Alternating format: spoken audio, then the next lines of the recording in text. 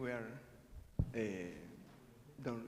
putting the presentations in the computer, and then we will start.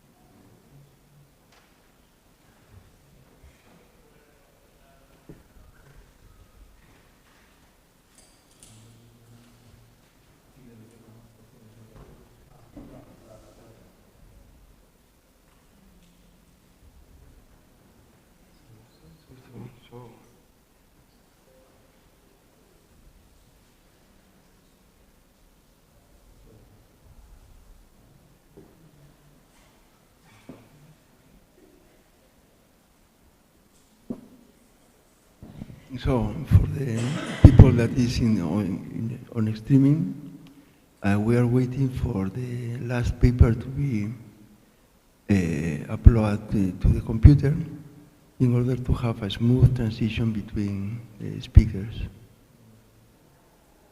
And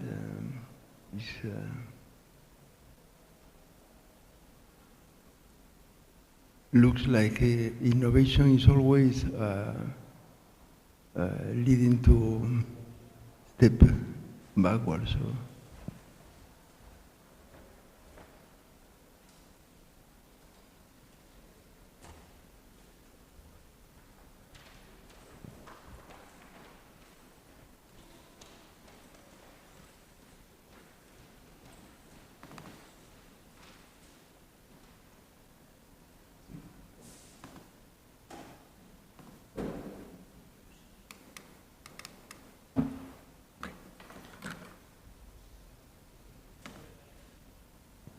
Okay, so we can start.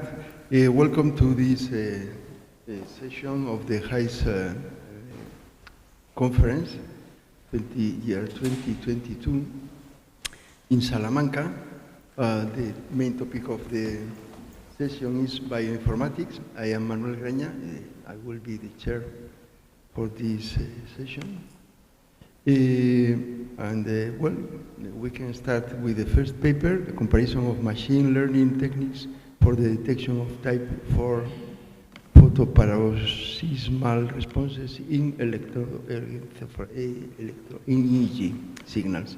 By Fernando Moncada is the first author giving the talk. You are Fernando? Yes. Okay, welcome. You have the floor.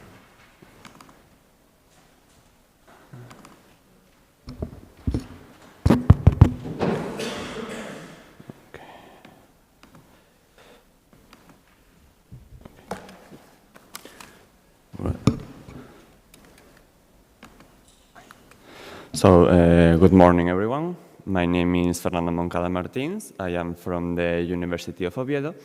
And today I'm going to present our research about the introduction of artificial intelligence techniques in the analysis of electroencephalograms for the photosensitivity diagnosis process that is currently being used in the hospitals.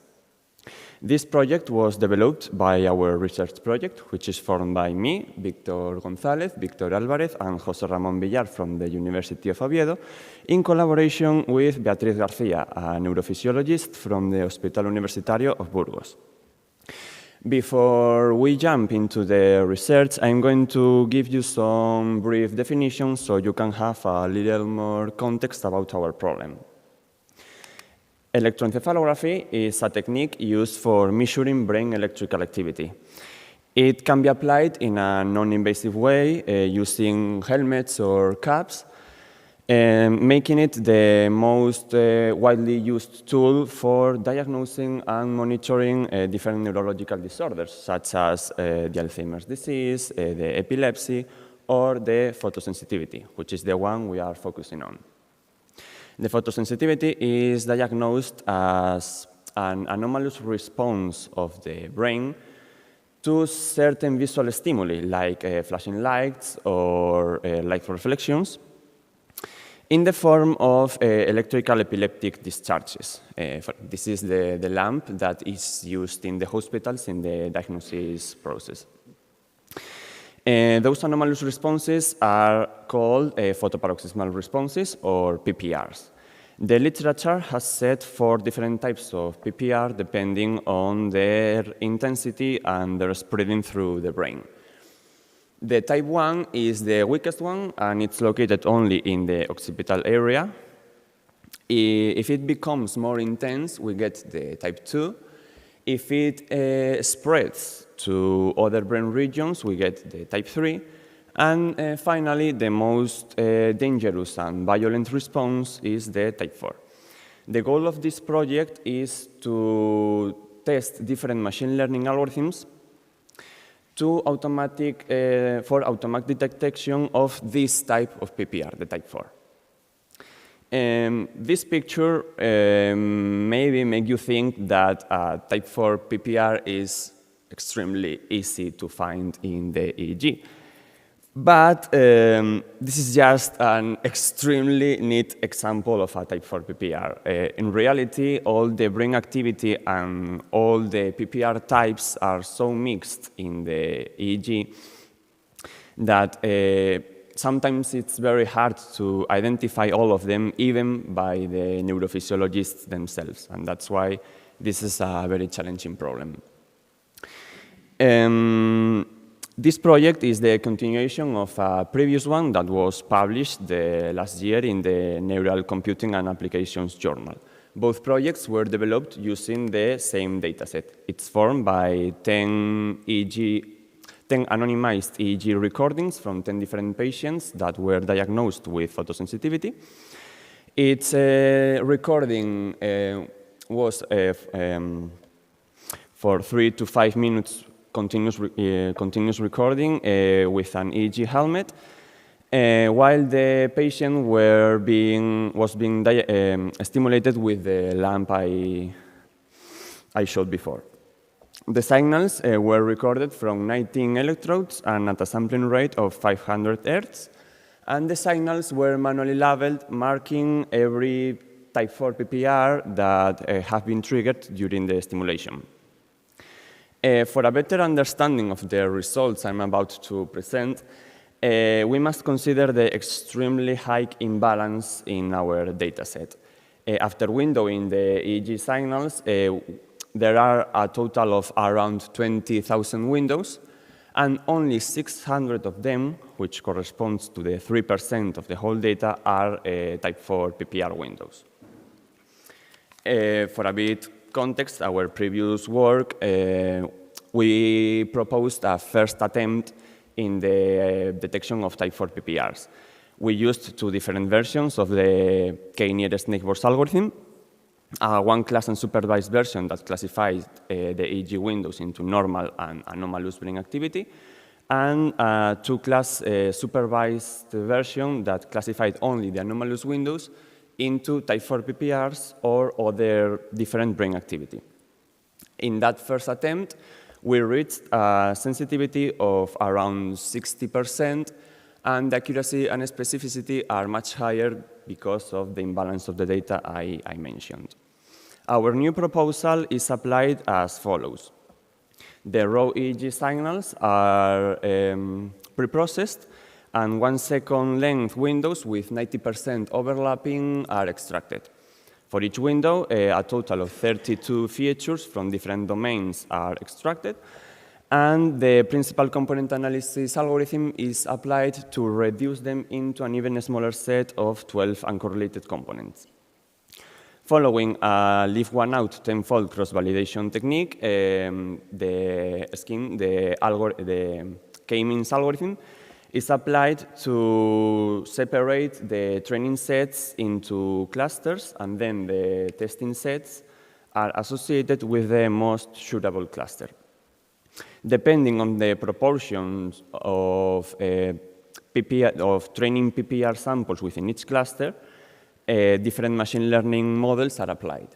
If the proportion is lower than 15%, one-class classifiers that consider the normal windows as the known class are applied. If the proportion is higher than 75%, one-class classifiers are used again, but this time the PPR class is the one to be considered as the known class. Otherwise, two-class classifiers are applied. The chosen models to be applied are the one-class k-nearest neighbors and one-class supervector machine for the one-class classifiers, and two-class k-nearest neighbors, two-class supervector machine, random forest, and a dense loyal neural network as the two-class classifiers. Different parameter values for each algorithm were also tested. The results revealed that the one-class classifiers performed very poorly. In the case of one-class k-nearest neighbors, the sensitivity is high, but the specificity is low, which means that it tends to label every new data as an outlier. On the contrary, the one-class supervector machine presented the opposite behavior, high specificity, but very, very low sensitivity, which means that it cannot distinguish the outliers from the known class. However, the two-class classifiers presented better results, being the two-class k-nearest neighbors with 9 neighbors the best scenario, with a sensitivity of around 75% and an accuracy and specificity of around 80%. So, in conclusion, we proposed an automatic type 4 PPR detection process for the photosensitivity diagnosis, in which we applied different machine learning techniques depending on the proportion of PPR windows within each cluster.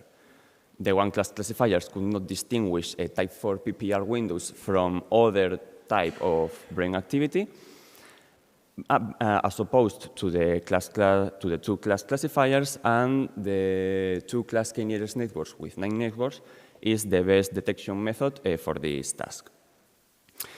However, our most concerning problem is the lack and the imbalance of the data. So right now, we are focusing on increasing the number of EEG recordings at our disposal by amplifying our network with new clinical specialists, starting with the Hospital of Cabueñes in Gijón. And we are also applying data augmentation techniques to artificially create PPR segments from the real ones and improve the balance of the data.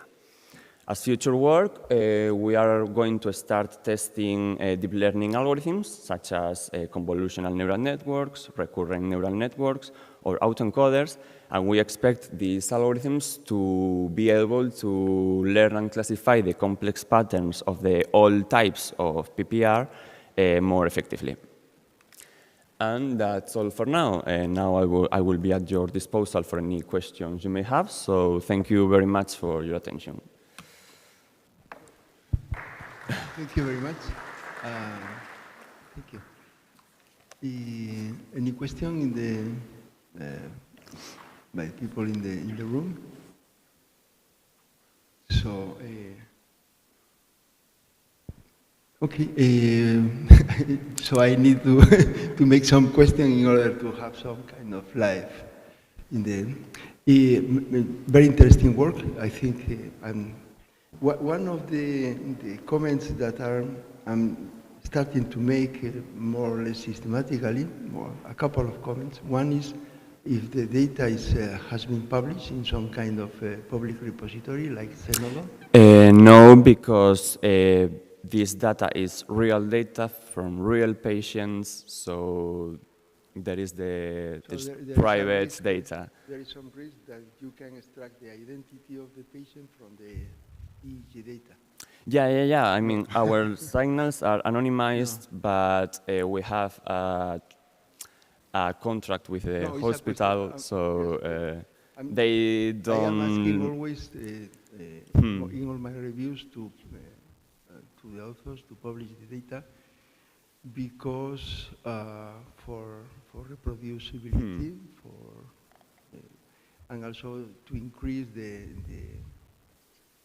pool of data that is available for everybody. Has a positive effect and a negative effect. The negative effect is that people, for instance, in Philippines can download your data and make a paper without, more or less, without your permission. This is the downside, but looks like reproducibility is a very important feature. For instance, in recent times, they are questioning the amyloid hypothesis in Alzheimer strongly because nobody has been able to reproduce the effects. So in computer science, I think reproducibility is very, very important and can be done easily. So a futuristic question is you are thinking, the group is thinking to make some kind of wearable or some kind of apparatus that can be used by anybody in order to detect at home? Yeah, it's something that we talked about sometime, but for now, this is going to be applied in hospitals with the EEG helmet, which is very uncomfortable. It's a little painful. So we talked about maybe in the future we could maybe do some wearable devices, but right now it's very difficult. There are some wearable EEG, wearable, maybe you already know, like the Emotive, that is Wi-Fi connected, so people can move freely. Very easy to use at home. I don't know, because we are in this startup environment. Yeah. You are thinking about the next startup. By now, because we are using all the channels we can get from the brain, all the electrodes we can place, it's a very difficult task, but maybe if we find a single channel method, maybe it's more affordable. Okay, thank you. Very interesting work. Thank you so much. Congratulations. Thank you. So we can move to the next paper. You want to clap? Clap. Thank you. Next paper by Enrique de la Cal. You will. Enrique de la Cal, Mirko, Dolores Apollo, etc. Is smartwatch sleep tracking services precision evaluation using supervised domain adaptation. You are? I'm Mirko. Mirko. So the floor is yours. What? You can start. Okay.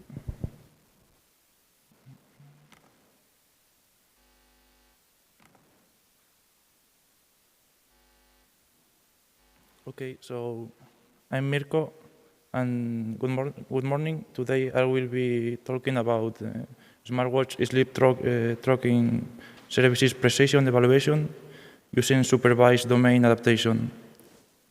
A work by Enrique, Victor Manuel, and me of the University of Oviedo, and María Dolores Apollo and Andrés García from the University of Extremadura. The presentation is structured as follows. A first section of motivation of the paper, and a section of the goal trying to achieve. Next section of materials and methods, a description of the proposal, and two final sections of numerical results and conclusion and future work. A clinical pilot started in 2021 during 6 weeks, trying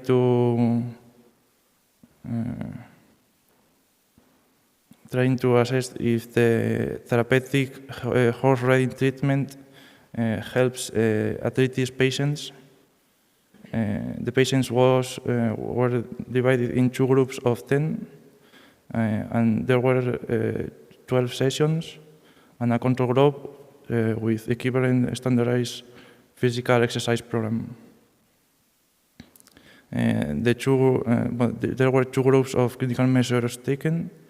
One group of actigraphy using a marketed smartwatch with accelerometer and heart rate, as well as sleep labels to assess the sleep quality of the patient.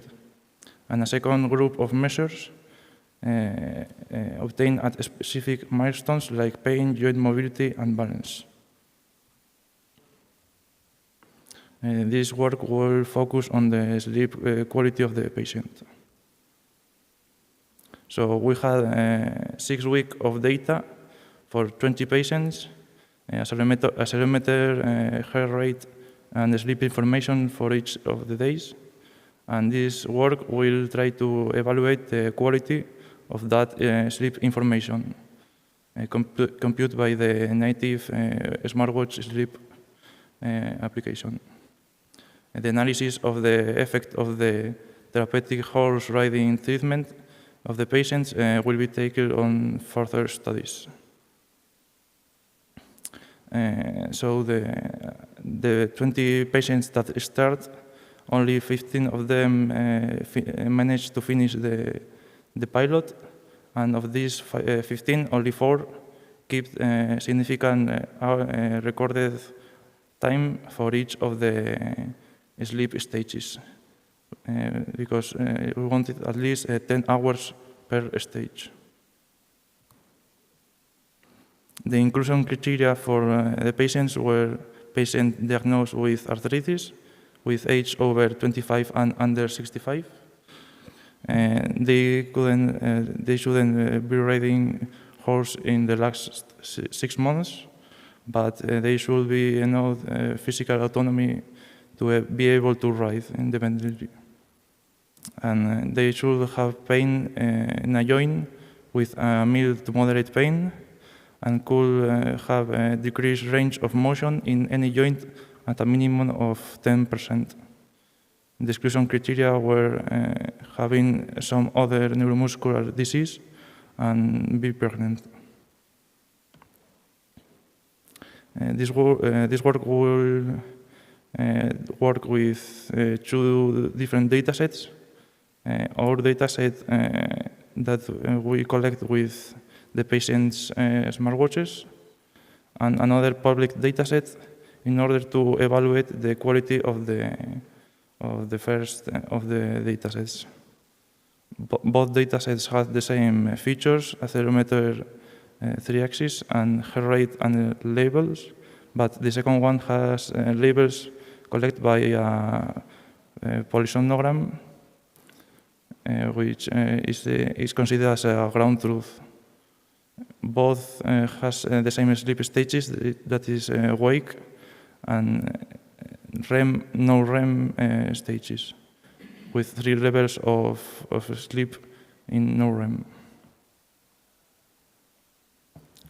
In the experimentation, we will work with 4 different stage architectures, from more simpler, like 2 classes, wake or sleep, to a model of 5 classes, wake, REM, and 3 types of no REM. For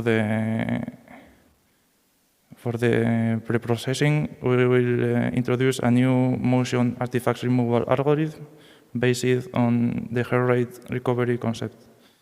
For example, in 10 seconds, there is a threshold that the heart rate should not vary more than 26.1 beats per minute.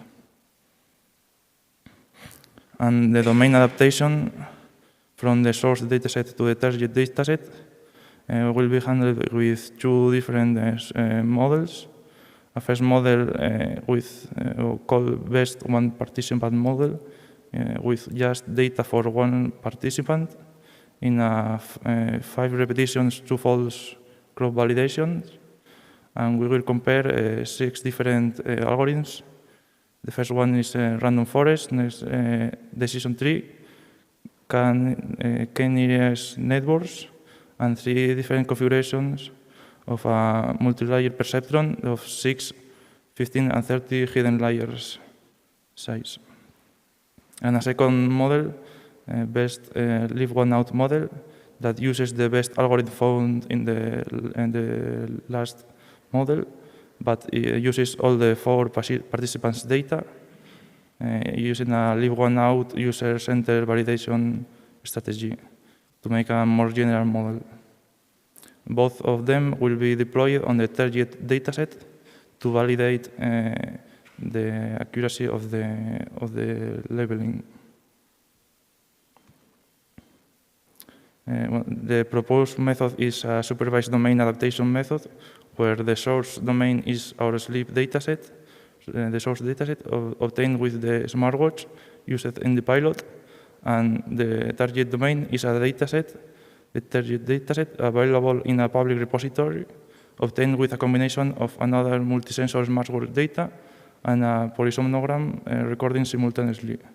That polysomnogram considered as a ground truth. The general steps are, the first step, step 0, is gather the 2 datasets. Next step is some preprocessing removal of motion artifacts resembling to a homogeneous sampling rate and windowing the time series in 30 seconds windows with an overlapping of 15 seconds. Next, we calculate the 45 features with the 10 features that appear in the table applied to each one of the accelerometer axis, heart rate, and some transformation like the accelerometer magnitude, amount of movement, and arm angle. In total, 45. And the final 2 steps are training and validating the trained models. And in the results obtained in the preprocessing, we can see that in our source dataset, there were 1.7% of the series that has motion artifact. So this series were removed, but in the target dataset, there were only 0.4 of motion artifact series. So this means that the target dataset has a more robust sensor. The results for the first of the model, we can see that from all the 6 algorithms, the one that outperformed the rest was the random forest in all the 5 stages. Is the first of the columns in the box plots. And if we see the results for the 4 sleep architects, also for the random forest, we see that it outperforms the rest of the algorithms. But if we see the best cross-validation fold in the random forest, we see that the wake class is 85% accurate, but the rest, REM and no-REM classes is from 56 to 63% of accuracy. In the model with the 4 participants and leave one out validation, we see that for the wake class it performs well, 0.7 of geometric mean, but for the rest of the classes it performs bad. So we could see that this model is not generalized for all the classes and it performs bad. And the domain adaptation, when applied for the first of the models trained with 1 participant data, it performs under 0.5 of geometric mean. So it performs bad. The label that the original the source dataset they were bad labeled, considering the polysonogram as a ground truth. Well, the conclusions. This work is a methodology based on domain adaptation, learning to check the accuracy of the sleep tracking service of a market smartwatch deployed during a clinical pilot. And the sleep classification model obtained with our source dataset has been validated with another public dataset, which uses a smartwatch and a polysonogram considered ground truth for the sleep staging. The best 1 participant model performs well with a geometric mean of 0.82, but after deployed on the target dataset, the performance is really poor under 0.5 of the geometric mean. The best leave one out model already obtains a low accuracy in mean. So this model was not even deployed to the target dataset. The poor results indicate that the accuracy of the sleep stages labels of the source watch sleep app is not good.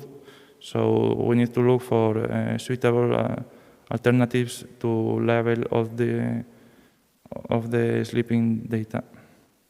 In the future work, we should carry out the opposite process to train a model with the target dataset and validate it with the source dataset.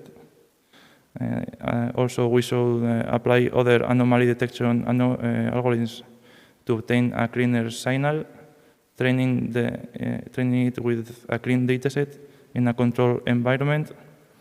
And something we are already doing is a clinical trial to gather some data from the UCA sleep laboratory in Asturias, using the source watch and a polysomnogram to collect a new data set that we can learn a model from it. So thanks you for listening, and if you have any questions.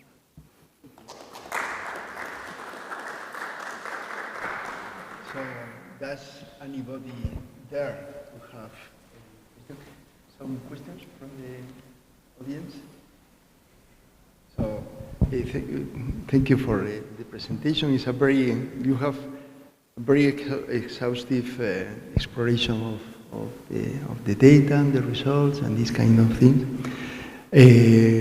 which is good to have positive and negative results. You have explored the number of classes also, which is a trick that in some fields they say, I achieved this very high performance by removing some classes, this kind of thing. So I like the extension and the comprehensiveness of the work.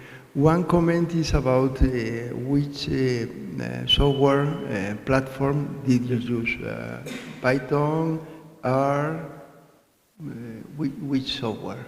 The software to collect the data or to train the models? To do all the computations. The computation of the models?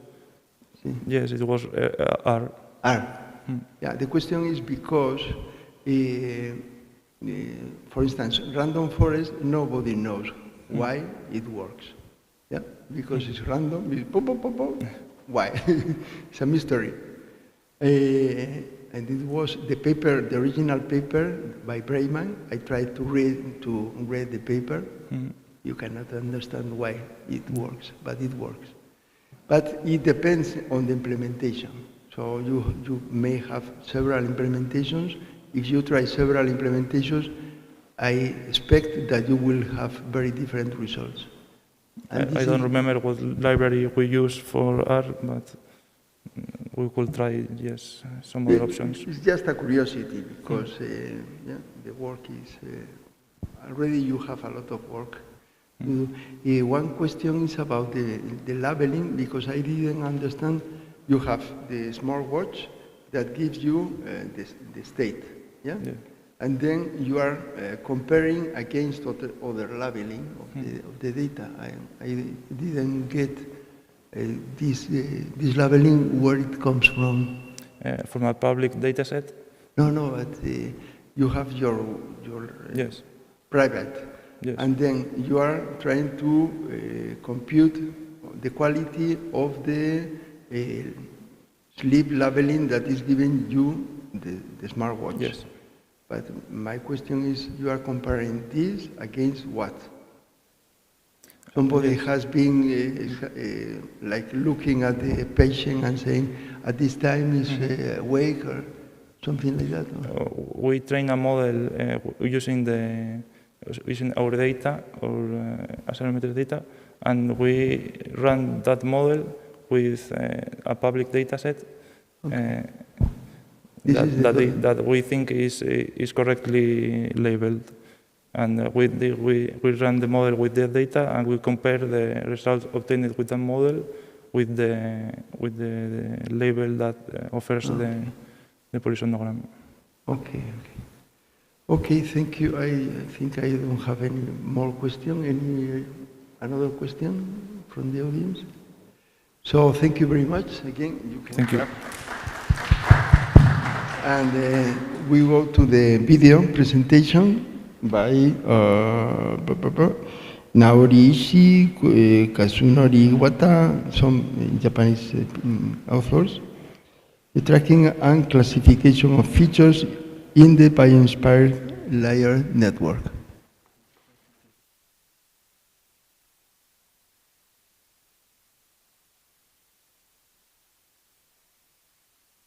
So looks like we moved the video because we are going slow to the last presentation. So next presentation is by Guillermo Cano Escalera about frailty, related survival risk at a short and middle term of older adults admitted at the hospital, to the hospital. Yeah. So you have the floor.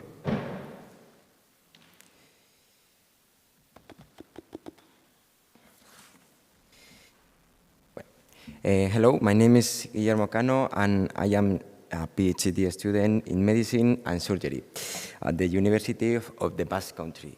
And my mentor is Ariadna Vesga and Manuel Graña. My talk is about frailty-related survival risks at the short and the middle terms of older adults admitted to hospital. The motivation. The prevalence of the frailty in adults older than 65 years range from 4% to 17% in relationship with age, involvement of the multiple systems, and cumulative natures make it essential to detect it and provide the means to prevent or reverse it. The management of frailty implies the control in the impact of possible stressor. Improved care and prevention will reduce economic costs because frailty has been shown to be associated with increased medical costs. Definition. It is a physiological state of increased vulnerability to stressors caused by a decrease in physiological reserves or dysregulation of physiological system, leading to decrease in the adaptive capacity of the organisms and predisposed to advise health events. The risk factor in the category of the socio-demographic aspect contain female, over 80 years old, without low educational level, and low income level. In the pathologies include the coronary disease, cerebrovascular accident, arterial hypertension, rheumatic diseases, and cognitive pathology. And the category of the functional aspect contains walking problem, previous fall, fractures, polypharmacy, and unhealthy lifestyle. The objectives are assess the increased mortality risk associated with frailty and identify the risk factor involved in the appearance of frailty. Materials and method. The data was obtained from the current project at the University Hospital of Araba, Spain. The study included patients admitted to internal medicine and neurology departments who met certain research inclusion criteria. The sample to be analyzed was a total 741 subjects. 501 subjects were considered frail using frailty index. Socio-demographic data, comorbidity, pharmacology, as well as physical, psychological, and nutritional data analysis were obtained. We have used the JAS package and our study to apply logistic regression, machine learning, Cox regression, and Kaplan-Meier curve. The result of the figure compares the survival probability Kaplan-Meier estimated of the frail cohort versus pre-frail cohort and the selected censoring in times of 1 month, 6 months, and 1 year. A higher risk of mortality was observed in frail people than in pre-frail people. The more time passes, the great difference is observed. And in the table contains the variable with significant hazard ratio for the frail cohort and 1 month, 6 months, and 1 year censoring times. Risk factors for increased mortality in frail subjects are age, female, weight, readmission before 30 days after discharge, high score of time to sit and stand up included in short physical performance battery test, proton pump inhibitors, use of the antiplatelet, quetiapine, and paracetamol. And well, the conclusion, comparison of the survival probability curves confirmed that the frailty is a factor of higher mortality at 1 month, 6 months, and 1 year. The study confirmed the readmission before 30 days after discharge and high score of time to sit and stand up included in the CPPB test are correlated with higher risk of mortality. And also confirmed the drugs such as proton pump inhibitors, antiplatelet, quetiapine, and paracetamol are correlated with higher risk of mortality. And thank you.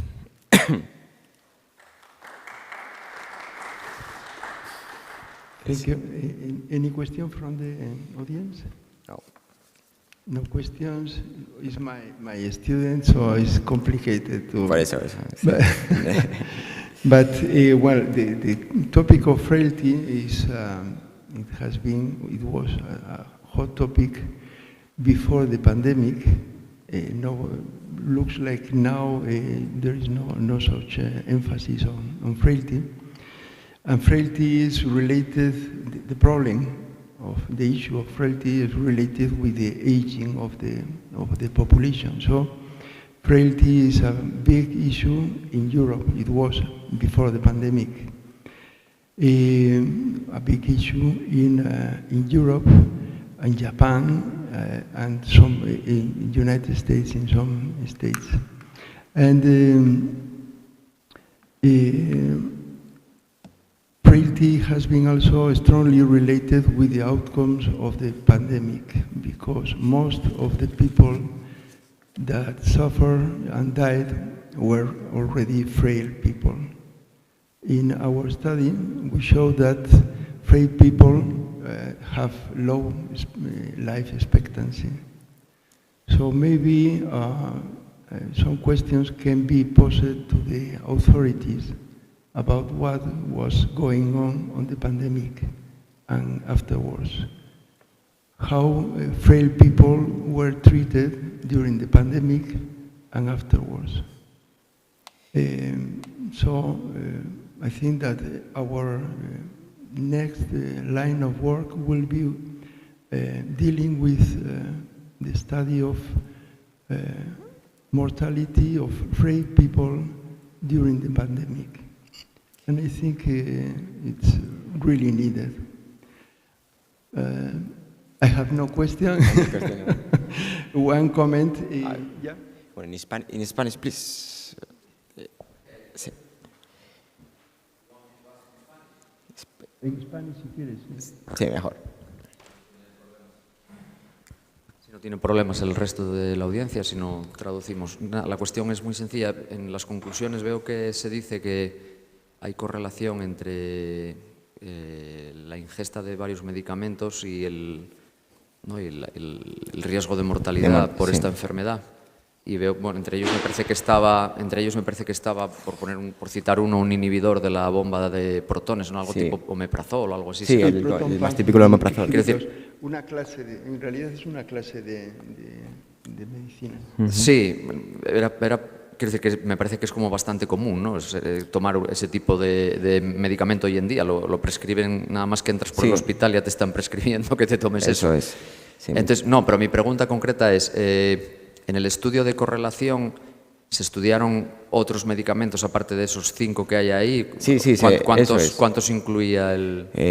¿Cuántos de medicamentos concretamente te refieres? Sí. Farmacología. Unos 30 y algo eran, en total 30 y algo, sí. Los que más correlacionaban con mortalidad en los frágiles eran estos, pero sí, incluíamos unos 30 y algo variables, en este caso de farmacología, aparte de pruebas físicas, psicológicas y demás, pero fármacos eran unos 30 y algo, si mal no recuerdo.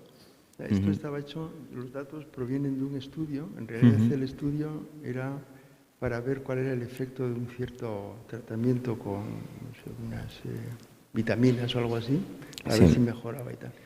Se hizo un montón de recruitment, pero solamente algunas personas quisieron hacer el tratamiento. O sea y eso está en otros estudios. Eso es. Entonces hemos aprovechado estos datos que tienen un seguimiento luego, pues después de que se cerró el estudio, miramos pues cómo había sido la evolución de los pacientes para ver la mortalidad y demás.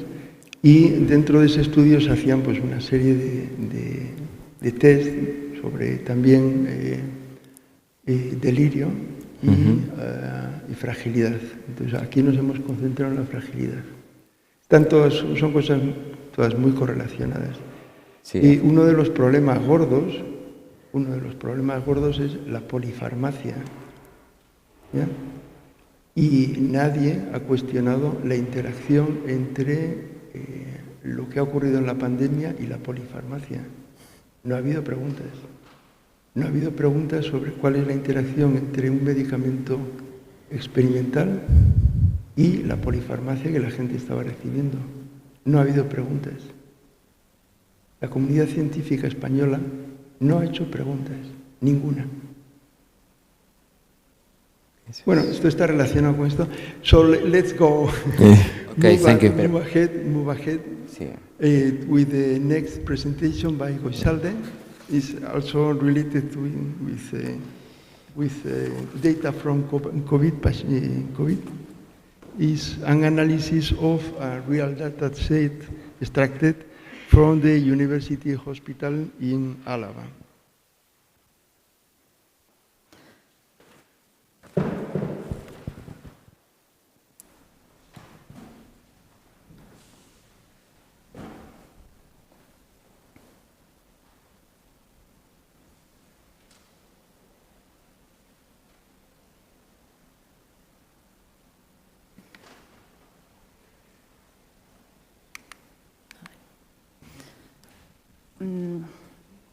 Good morning.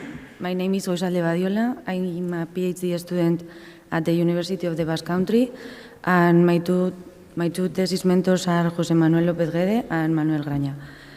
My research project focuses on the creation of predictive models to provide computational support for personalized medicine in COVID-19 patients. In this presentation, we will show the analysis of a real dataset of COVID-19 patients in Álava. First of all, we will place an introduction, then we will discuss the materials and methods, and in the final points, we will report the conclusions. After the arrival of the coronavirus, hospitals were not able to adequately cope with the situation, and the limited availability of the ICU space and the disparity of the number of cases, severe cases, has been one of the issues to be studied. Several studies have been carried out applying machine learning to assist decision-making for COVID-19 patients, considering the positive results obtained in the past, and we are interested in implementing these machine learning techniques in the future. But first, we will like to analyze how the data has been designed, collected, and stored during the massive influx of patients in the emergency department. This analysis focuses on the data obtained from October 2020 to March 2021. The election of this range of time is because, as can be seen in this graph, the Spanish COVID-19 cases didn't start to rise until October 2020. This is due to the lack of PCR testing, so we were not able to distinguish whether the patient has COVID-19 or not. This study makes special emphasis on the specific characteristics of the population of Araba. Therefore, the data for this study came from the University Hospital of Araba, and the study was approved by BioAraba Health Research Institute. As mentioned before, this hospital provided us with demographical, vital, pharmacological and laboratory data from October 2020 to March 2021. And in this period, more than 70,000 patients required hospital services, but only 6,000 PCR positive laboratory results were recorded. After removing this information, of those patients with laboratory records, the number of patients decreased from 6,000 to 4,800. Taking the most relevant variables, so in the state of art, the final dataset with these listed variables contained less than 2.5 patients samples. So observing the high percentage of missing values, we removed the variables inside these red box: respiratory rate, body mass index, weight, height, and glycemic index. Observing the data in this table, it is clear that there is a strong tendency towards elderly people. As for gender, there is a significant contrast between the two genders in the most seriously ill patient, where the majority of ICU patients were men. But the biggest difference can be seen in the triage level, that is completely unbalanced, as the urgent and standard classes represent most of the percentage of the data. On one hand, the PCA technique was used to find the most relevant variables in order to detect the most severe cases.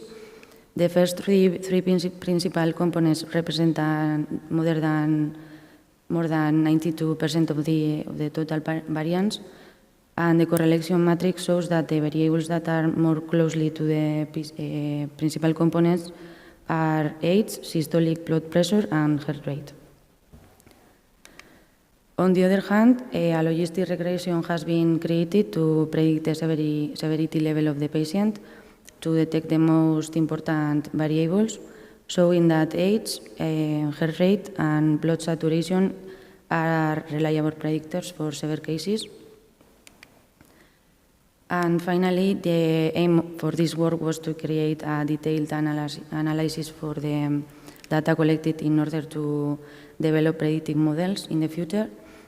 The balancing problem could be improved by using data balancing techniques to reduce bias, adding or reducing samples. The protocol for gathering data, EDs, should be definitely improved. And we think that being able to cross-reference in tables should be positive to access to past clinical histories or any other relevant information about the patient. But however, the main conclusion is a strong recommendation to the local authorities to improve the data gathering protocols. Thank you.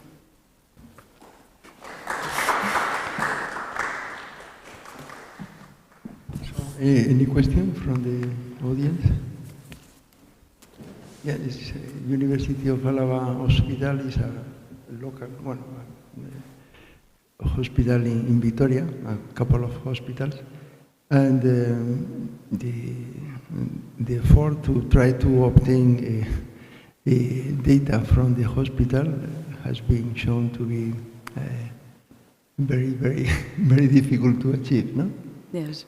So your experience trying to get the data, can you comment on that? Yes, we have.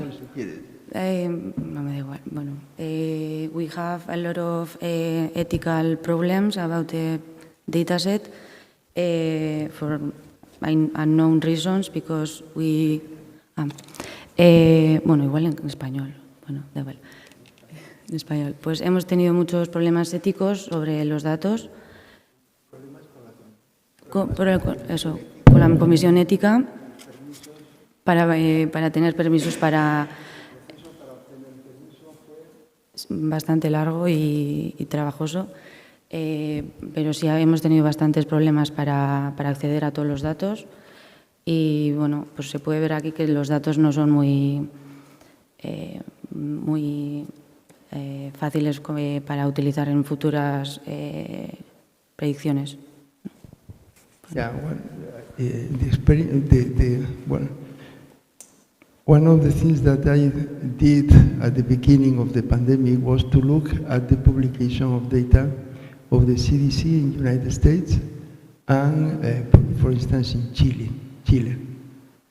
And they very clearly show that the people at risk were people of big age, old people, and the obese people and people with diabetes. So in this data, we don't have this information. No? They didn't collect it. They didn't want to provide this information. I don't know. Yeah?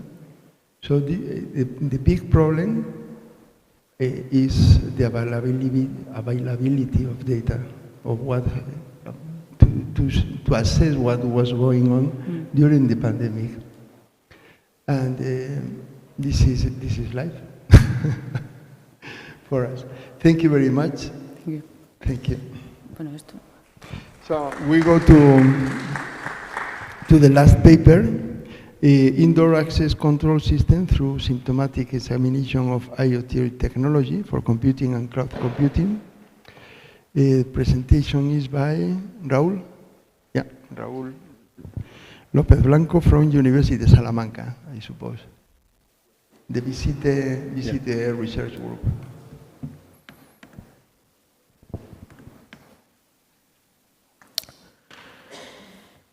Okay, hello everybody. I'm Raúl. Thanks for attending. And I am going to present you the paper Indoor Access Control System through Symptomatic Examination using IoT technology for computing and cloud computing. This paper has been done with the support of Visite Research Group, the AIR Institute, which is coordinator of the IoT Digital Innovation Hub. Well, first of all, I'm going to explain the contents of this presentation, which will have an introductory section with a summary of the article. And after this, we have a description of the problem that is going to be solved with this system. I will also briefly expose related work that we have contributed the writing of this one. In this section, we have the operation control system, and finally we have the conclusions and the future work. Well, social distance has become one of the claims that we have been receiving constantly during these 2.5 years that we have been marked by the COVID-19 pandemics. This distance has marked the social relations, especially in enclosed space, where the transmission of the virus has been proliferated even more. During this time, we have made technology available, such as IoT devices, to try to stop the spread of the virus. Our proposed solution combines technology, IoT for pulse, Bluetooth, oxygen, and body temperature monitoring. All these ensure that the individual, through symptomatic surveillance, could access to a public place that they are not being a biohazard with symptomatic surveillance. In addition, we have added to this system 2 types of computing that are used both in the fog to reduce latency times and in the cloud to maintain global statistics. Well, following with the description of the problem, during the pandemic, the anxiety and the fear about the infection has been part of the situation, and people have been reticent to enter in enclosed space until control, such as handheld and temperature measurement, arrive. Saying that access control is necessary to implement these types of control and the people will be safe, the aim is to minimize the contact in this control access process. For this purpose, we have put the technologies with a less of possible contact, such as facial recognition, IoT medical sensors, and artificial intelligence to resolve this problem. In the related work section, we have focused in reviewing those have carried out studies that related to medicine and data management, because medicine generates much more data that we can imagine. We have reviewed two IoT use in medicine and the use of IoT technology. We also review with two COVID detection and evolution. We have many papers for this task. And finally, we have reviewed the biometric control access.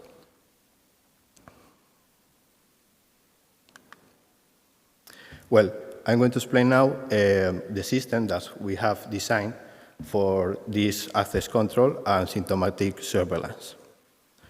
The system has a powerful recognition method that it is being able to recognize faces of people.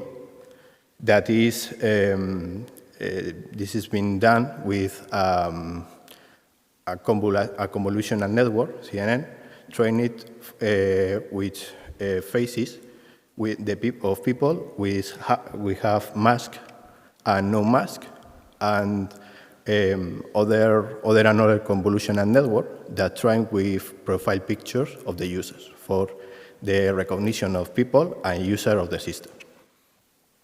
The system can also be recognize QR codes.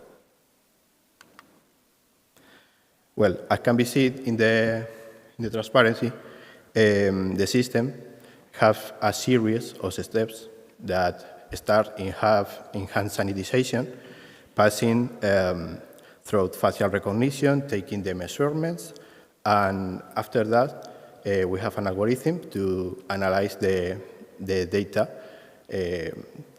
taken from the user and give a result. The system have also sensors that are medical-grade sensors to offer the best possible guarantees, as well as highly tested and well-support electronic boards. Well, the system uses fog computing in its majority because for the reason that you can see in this transparency, this is used to increase the data security and reduce latency times caused by the cloud. For the availability without networks, users can use the system without a network connection.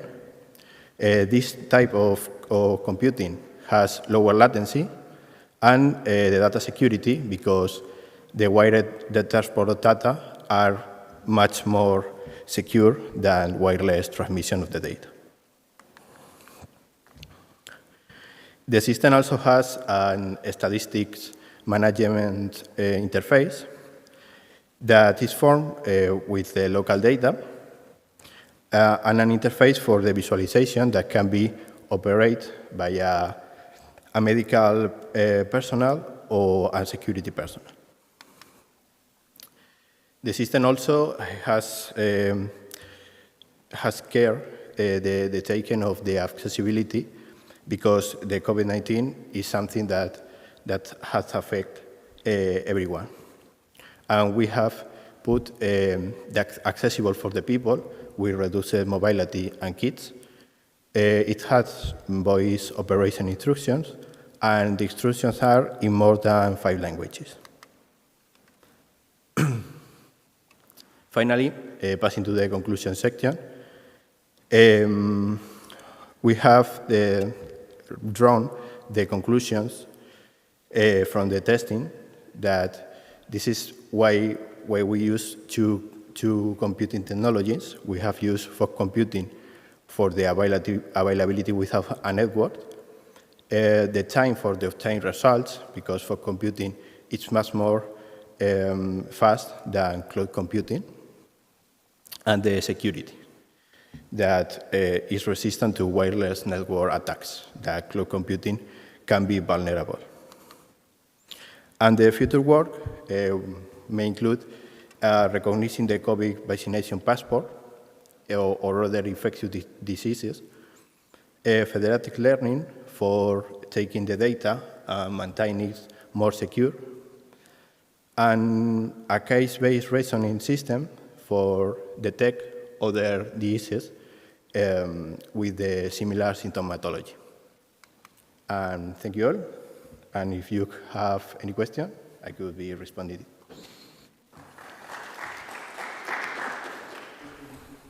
Any question? Any question?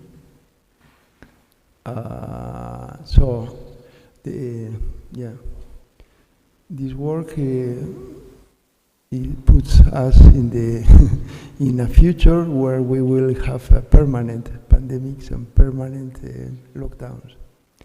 This is the future. A comment from the author of Un Mundo Feliz, Aldous Huxley, in an interview. It was, medicine is evolving so fast that in the near future everybody will be ill. ¿Ya? Nadie estará sano, todos estaremos enfermos. Another related thing, I saw a project, a European project that was developing some kind of covering, like a suite, that in order to have virtual tactile interaction. And the starting point of the project was we will be having lockdowns all the year, every year in the future. So we will need some kind to have a tactile interaction with people without seeing the people, like in remote. So, and you think it's okay. Mm-hmm. You like the idea. So my question is about face recognition. Mm-hmm. You have tried face recognition with and without mask because and it works? Or? Yeah, it works. We have trained the data with a large data set. We have more than 2 in 100,000 faces.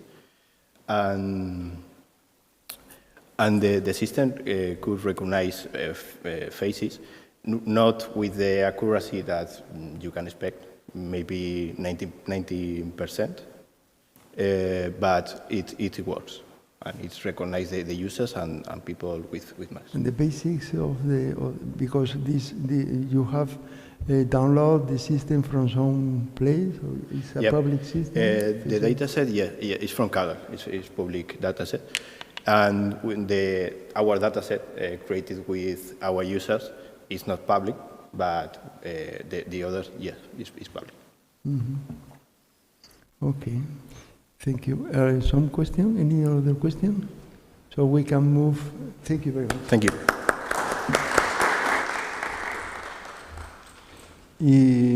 We can move to the video presentation. Le doy yo.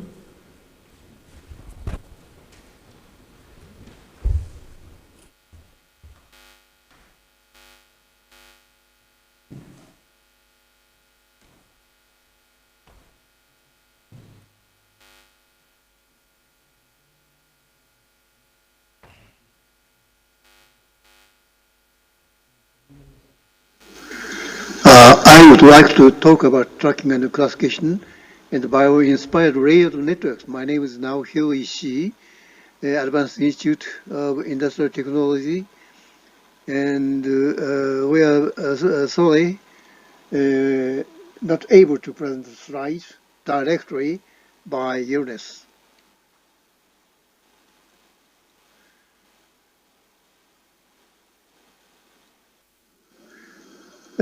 My talk outline is like this.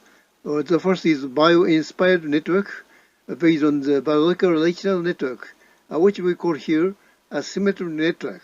Second, we compare conventional energy model, which is a symmetric network for the spatial interaction, spatial temporal interaction. And third, we study orthogonality and the moving stimulus. These asymmetric and symmetric networks we compare here. And four, we compare here tracking characteristics in the asymmetric networks and also symmetric networks. 5. Sparse coding for classification. 6. Conclusion.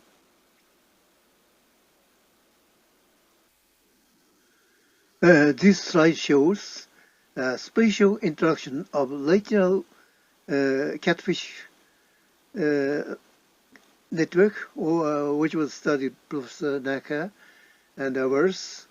And the light side blue arrows shows the input from the light side input stimulus, while the left side blue arrow shows the input from the left side input stimulus. The light blue arrows, since this C is a cell function, the C cell works as squaring function. So this pathway is nonlinear, while this pathway is linear. This is a spatial interaction network here.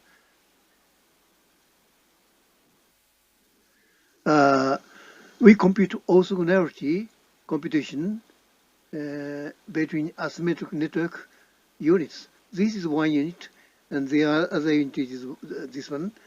And we compute between two units correlation. We can compute orthogonality from these correlations. And H1 and H1 implies the impulse functions of the cells, and also these are cell impulse functions. And this is squaring function. This is squaring function. This is no squaring, so this is asymmetric network.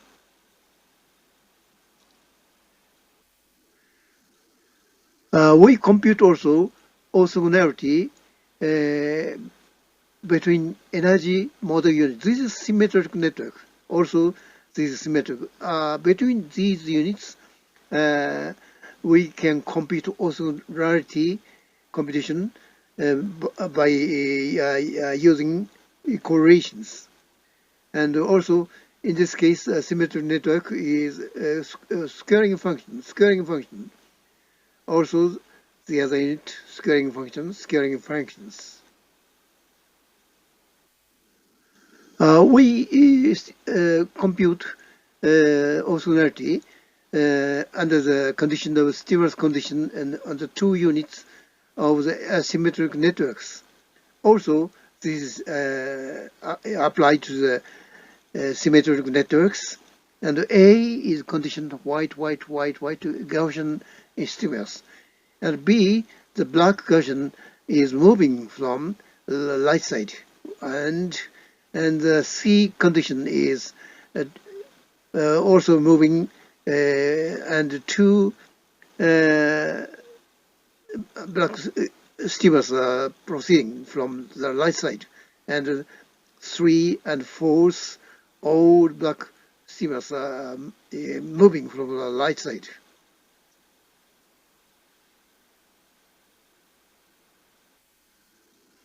This slide shows comparison of orthogonality under the moving stimulus conditions. A, B, C, D, E is previous moving stimulus. And this blue bar shows as orthogonality of ratio of from the asymmetric network, while the gray bar, this is small bar, from the results from the symmetric conventional network computation. This slide shows model of neural network of blind cortex boy 1 and followed by MT, Professor Simonsi and Heger. This slide shows this boy 1, this half squaring rectification. This is prominent characteristics. Also MT, this is half-wave rectification. And from these characteristics, these networks play a role of inheritance and generation also now for higher layers in the asymmetric networks. Yes, this slide shows optimized tracking response in the first layer of asymmetric networks under the stimulus condition of y equal x tracking stimulus. Y equal x equal this blue stimulus, this black responses of the first layer of asymmetric networks. A little bit difference, these points.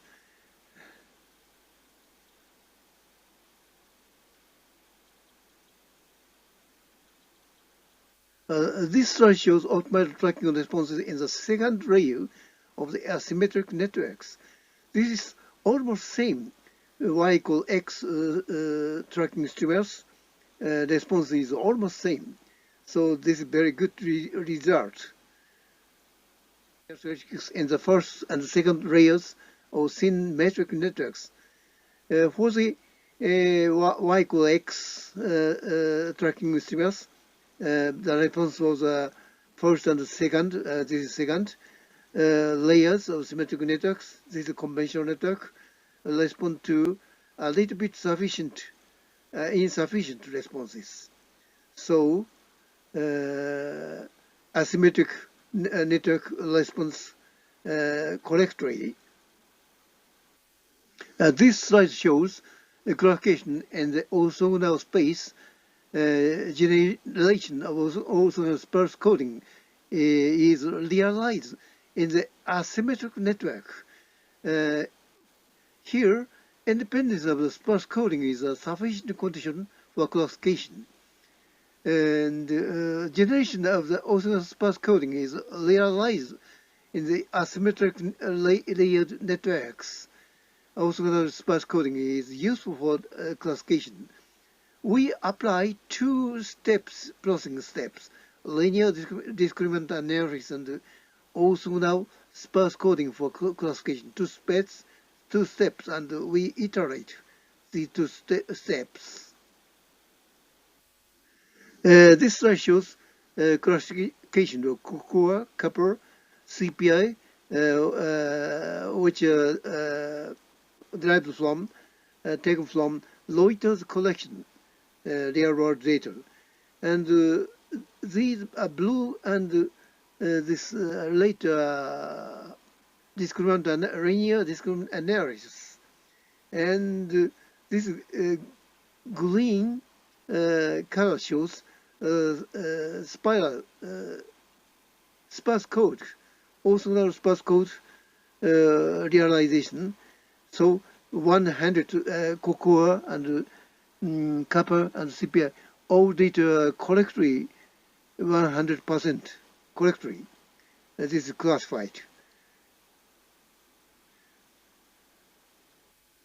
Our conclusion is a symmetric network, which is bio-inspired network from Catfish is proposed. A symmetric network is compared with the symmetric network as a conventional model in the orthogonal properties and tracking characteristics. A symmetric network creates orthogonal basis of sparse coding useful for the classification. That's all. Thank you.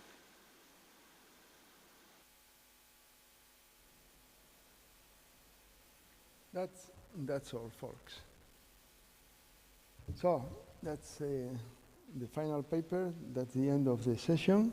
Thank you for coming, and thank you for the authors for the presentations. And that's all.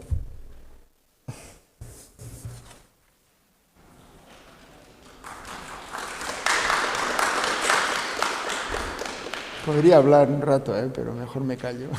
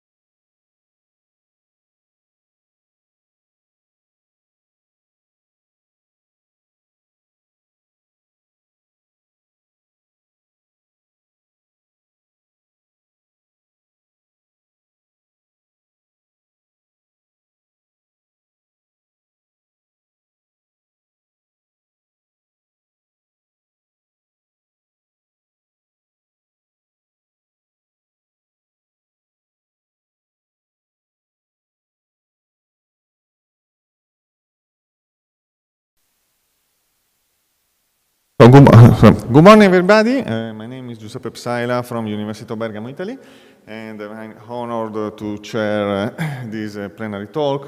The speaker is Professor Guy Detré from University of Ghent. I know I met him several years ago. He is a very nice person, but in particular we're interested in his CV, in his resume. He published more than 250 papers on various topics concerning data management, soft querying, fuzzy sets, fuzzy logic, information retrieval in general, and so on. So he has a very broad, very wide spectrum of scientific interest.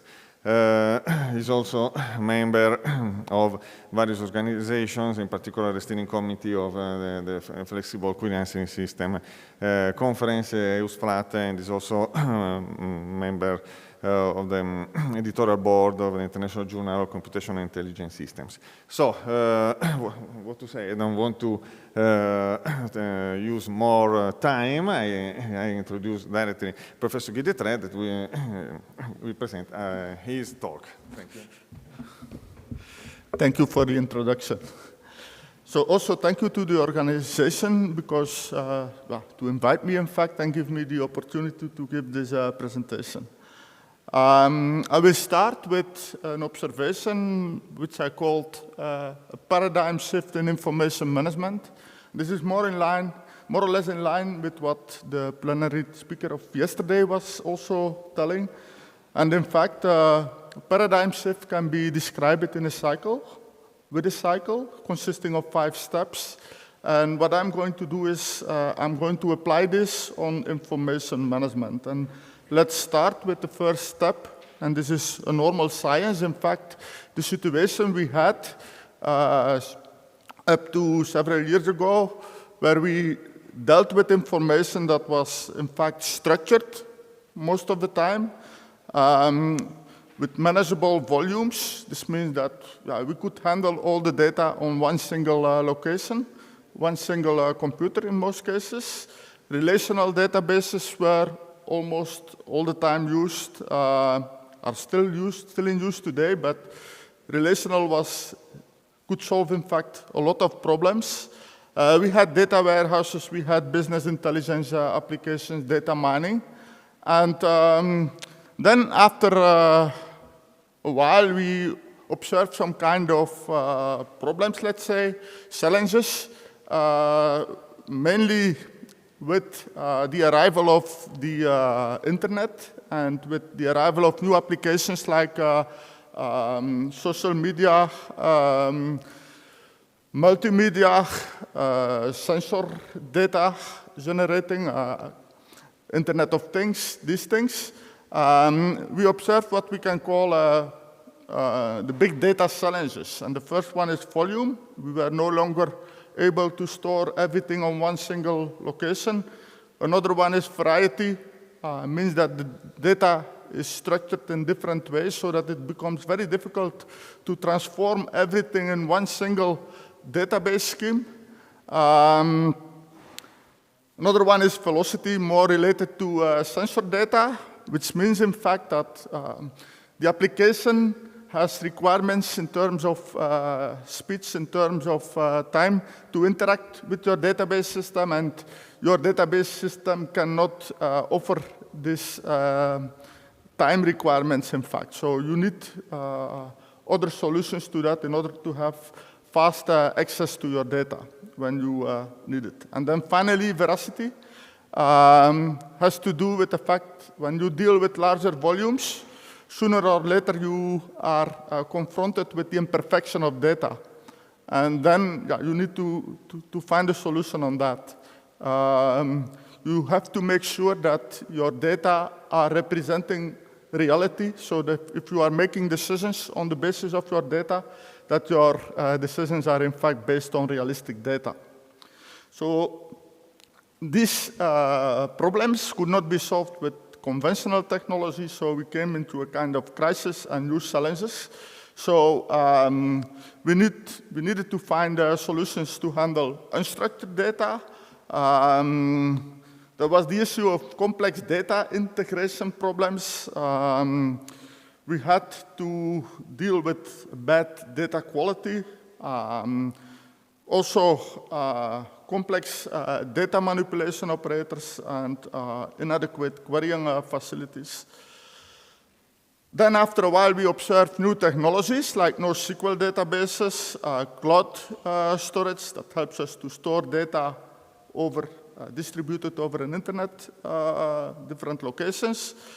We have knowledge graphs and advanced indexing techniques, especially interesting when you want to deal with several kinds of complex information and you want to have fast and efficient access to it. I will talk on this when we consider more specifically text. And now we are in a stage that more and more people are starting to use these NoSQL solutions and so on. We have polyglot solutions, which means at the one hand, you still use your conventional databases, but for those data that are causing troubles, you use like NoSQL databases, other technology. Are we again back at the stage of normal science? I would say no, because there are still some open scientific and technical challenges we have to cope with. So for the remainder of this presentation, I'm going to focus on text, because text is of utmost importance. And if you look at companies, there are a lot of employees dealing with text, handling text, producing text. Think about the emails you are generating every day and the amount of information that is stored in emails. Also, text can have different manifestations. You find text in emails, in reports, in spreadsheets, in manuals, in contracts, everywhere, in fact. And in almost all industries, text is an important source of information. However, what we observe is that most corporate decisions are made on the basis of structured data only. And these structured data are only 10 to 20% of all data available, of all information available. And this means that we have a lot of textual data in our company not being taken into account when we are making decisions. And you can ask yourself, does this make sense? On the other hand, what kind of benefits can we have if we can also include this textual data in our decision making? This will be beneficial because we will have better opportunities to develop new applications and to also give the guarantee that what we are at a given moment deciding is reflecting exactly what we know about things. So we still have to solve some challenges when we have to deal with textual data, and with respect to data management, we have the challenge of finding efficient ways to store the text and to index the text so that you can, in fact, using the index, access every part, every concept within a text. We have the need for new text manipulation operators. We have to solve data integration. We preferably work with solutions so that we have no information loss. And the problem of veracity and trust, which is already or also present, in fact, in structured data, is also present in textual data. So even this problem becomes more difficult and more complex. So with respect to data exploration, if you deal with text, you need to deal with semantics, with context. If I'm talking about a fan, what do I mean? Is this the cooling device or is this a supporter? It depends on the context. Texts are also written in a given language, and within your information, you can have different documents in different languages. How to deal with that? Can we link text based on the full context, in fact, or the full content, if a location is mentioned in a given textual source, can we find all other texts where this location is mentioned and so on? And how to do this efficiently? Text analysis, sentiment analysis, summarization are other fields of data exploration where we see still challenges. And then last but not least, we also have to cope with legal regulations like GDPR. And these regulations are in fact putting extra constraints on our challenges. So for example, with the GDPR, a user is, in most cases, given the right to be informed. This means that this user can ask a company, a developer, in fact, to return, in fact, all kind of information that is stored about him or her in the system, and can ask for modifications, can ask to be forgotten, to be deleted from the system. In the case of text, it's an extra challenge, how to find every textual piece of information where this user is referred to. And also the AI regulation is putting some constraints, in fact, on what we can do on our solutions. What kind of solutions do we have today? We have, first of all, information retrieval systems, which permit us to search for information in a document. We can search for documents. We can search for metadata on documents. Usually, the existing approaches can be subdivided in model-driven and data-driven approaches, where data-driven is referring to machine learning, neural networks, and so on. Model-driven is more that you work with a model of your text, for example, a vector of keywords, and that you are using this to do your information retrieval. What is positive is that here you store the text as it is, so we have a kind of efficient storage without information loss, but the querying facilities are rather limited, and it's very difficult to integrate your data, and usually these systems have difficulties to deal with context. You can also use relational database technology to handle text. This is what is done in many applications. So this means that you store your text into a relational database using the blob data type, usually. And then you are keeping track of, or you are also going to store metadata that you select in different tables. Now, the problem here is that first of all, you need to do the extraction and you need to make a decision. What kind of information am I going to store in my database? So you have the risk for information loss. How do I transform what is written in my text into this tabular data? It's another challenge. Also, it's difficult to deal with context.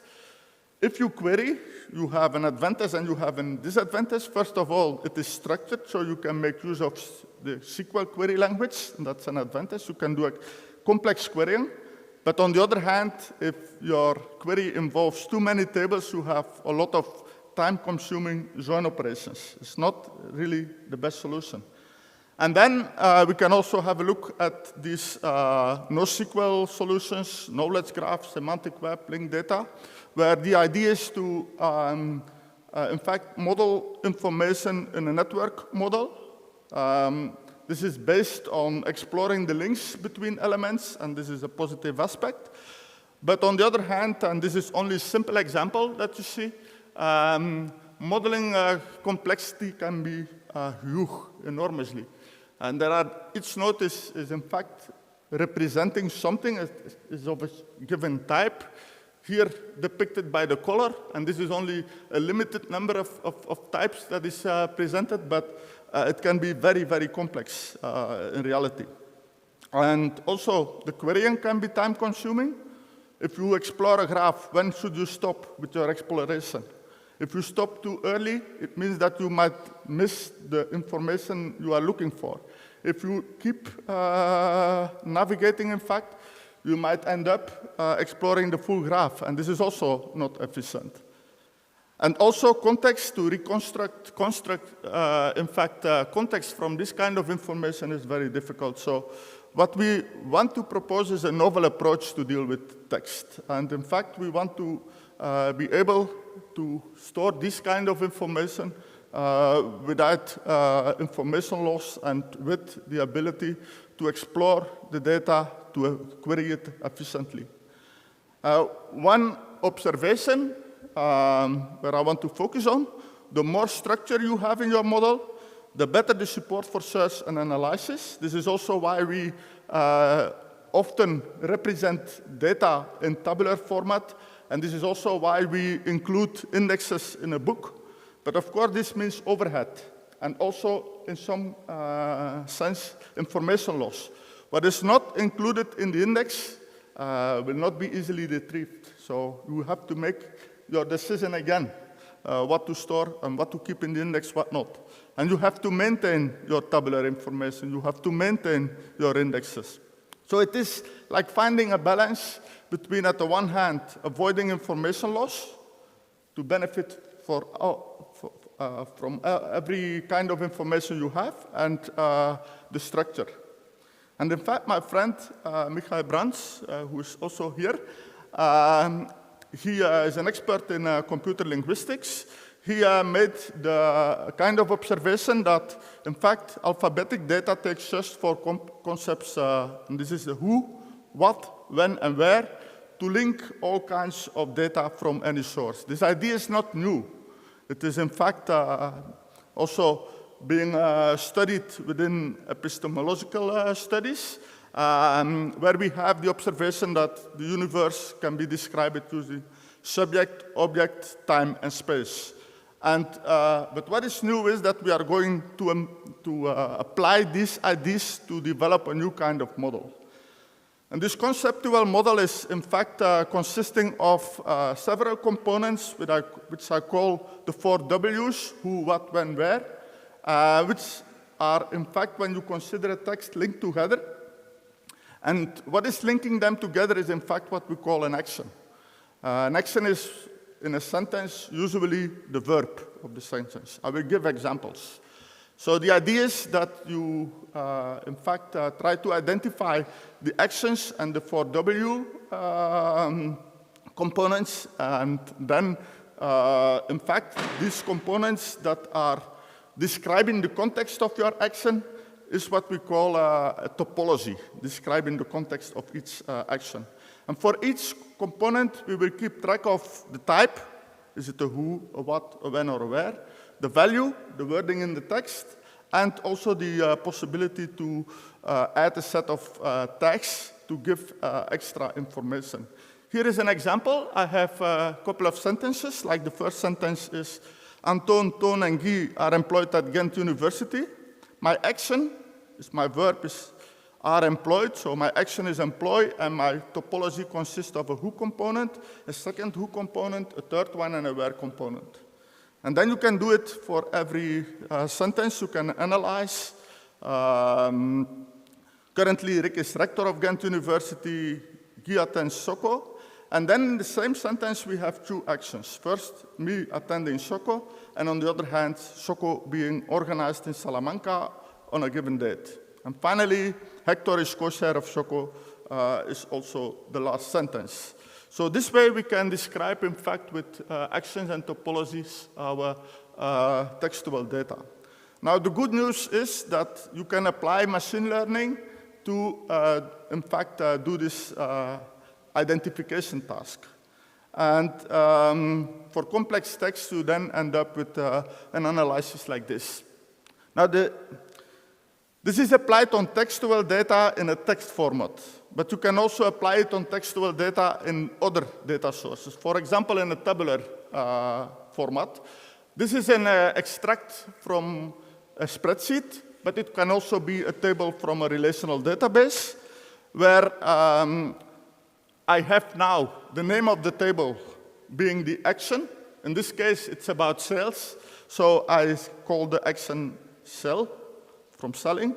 And I have a who component, which can be labeled as last name, a what component, which can be labeled as sales, a where component, which can be labeled as country, and a when component, which can be labeled as quarter. And so like this, we have here 4 topologies, one for Smith, one for Johnson, one from Williams, one from Jones. And what is beautiful is that you, in fact, can do the same for other kinds of textual formats, and you can put it all together in one single model. So you don't need an extra step to integrate your data. It's automatic. You can do the same for more complex tabular data. where again you can find the information about the who, what, where, and whence. This is in fact a template. So what is colored here are in fact tags and not values. So if a user is completing the form, the values the user is entering will be the values that are the values of the who, what, when, where components. Now, second step is, in fact, to integrate all the actions. And we will do that each value will be stored uniquely. So if you have a value, it will be stored only once. And in our example, we have like the first topology. The second topology has my name in common. So the third has Ghent University in common. Then again one with my name in common. Then Soko in common, and then again Soko in common. And this is the way how we, in fact, conceptually model our text without information loss and with a means, in fact, for natural data integration. You have it automatically. How did we implement it? In fact, Michael implements it, and he will give a demo at the end of my presentation. So there is a primary file organization where we store each value uniquely on disk, and each action is also stored on disk. Then we use like secondary file organization, a bitmap indexing technique, which is in fact keeping track of all the kind of connections. So there is the connection between actions and documents, the connections between the 4 Ws and the actions, and the connection between the values and the 4 Ws. And this is in fact supporting you, supporting the facilities for efficient querying. So what we did is we built a kind of SQL-based querying language on top of this conceptual model. And this permits to, in fact, post some SQL-like queries, like select who from employee, where component values what is Ghent University will return all the known employees of Ghent University. All events attended by me can be found like this. We can also go more complex and have kind of advanced querying. If all locations of people attending Soko, then first you are looking for Soko, see whether there is an associated who, and then look for another action that can give you information where this person is living. So again, then you end up with near Brussels. And then another illustration is where we, in fact, are looking for all persons who are directly connected to both Hector and Rick. It is never stored in the database or in the model, let's say, that there is a connection between Hector and Rick. But if you explore the links and the actions, in fact, you will see that find Hector, and then find the persons directly connected to Hector. Will give us a list of persons. If you do the same for Rick, and you make the intersection, then you will find people that are connected, in this case, with, again, my name, that are connected to both. And this can be useful if you want to contact people and so on. Now, soft computing, because this conference is, of course, on soft computing. I want to focus on some challenges that we are still faced with when we are dealing with this model. And, well, first of all, there is this data veracity issue. There is data quality. Textual data is usually, or in most cases, imperfect. There is the issue of trust. If you have multiple documents, the risk is high that you can trust some documents more than others. There is the issue of co-referencing. If I have 2 times the same name, or perhaps like in my example, Stephanie with an F or Stephanie with PH, it can refer to the same person, and this is the co-reference challenge, in fact, how to detect that and how to take this into account. And then also the similarity, maybe you noticed, you have participate that we used, but attend can also be a word which is similar. You have near Brussels, but If I'm looking for people living near Brussels, I'm also interested in those not far from Brussels. And so with the action and topology detection, with the 4W type and value assignment, and with the tagging, we have the data quality issue, and we need to cope with it. And this can be done by considering confidence. Confidence is a matter of degree. On the other hand, if you do querying or if you do decision making, you have to evaluate criteria, and that's also a matter of degree, satisfaction degree. And then you end up with working with the unit interval, working with fuzzy logic, and so on. So a lot of challenges for soft computing with regards to data quality issues. Then when you are going to query data and when you are going to process data, you have to realize that if your data are imperfect or of bad data quality, the results of your processing, the results of your analysis will also be of bad quality. So there is a propagation, and it is of utmost importance that you can inform your users about the quality of your outcome of your processing. Another field is flexible query answering. This is a huge research field, which is well explored, but for structured data. When we are going to consider textual data, we also will face new challenges, and I see, for example, coming to human consistent querying that better reflects user needs and intentions. So there are a lot of sophisticated flexible query answering systems that work perfectly for structured data, but how to translate that to textual data? Taking into account more sophisticated human-specific aspects related to search.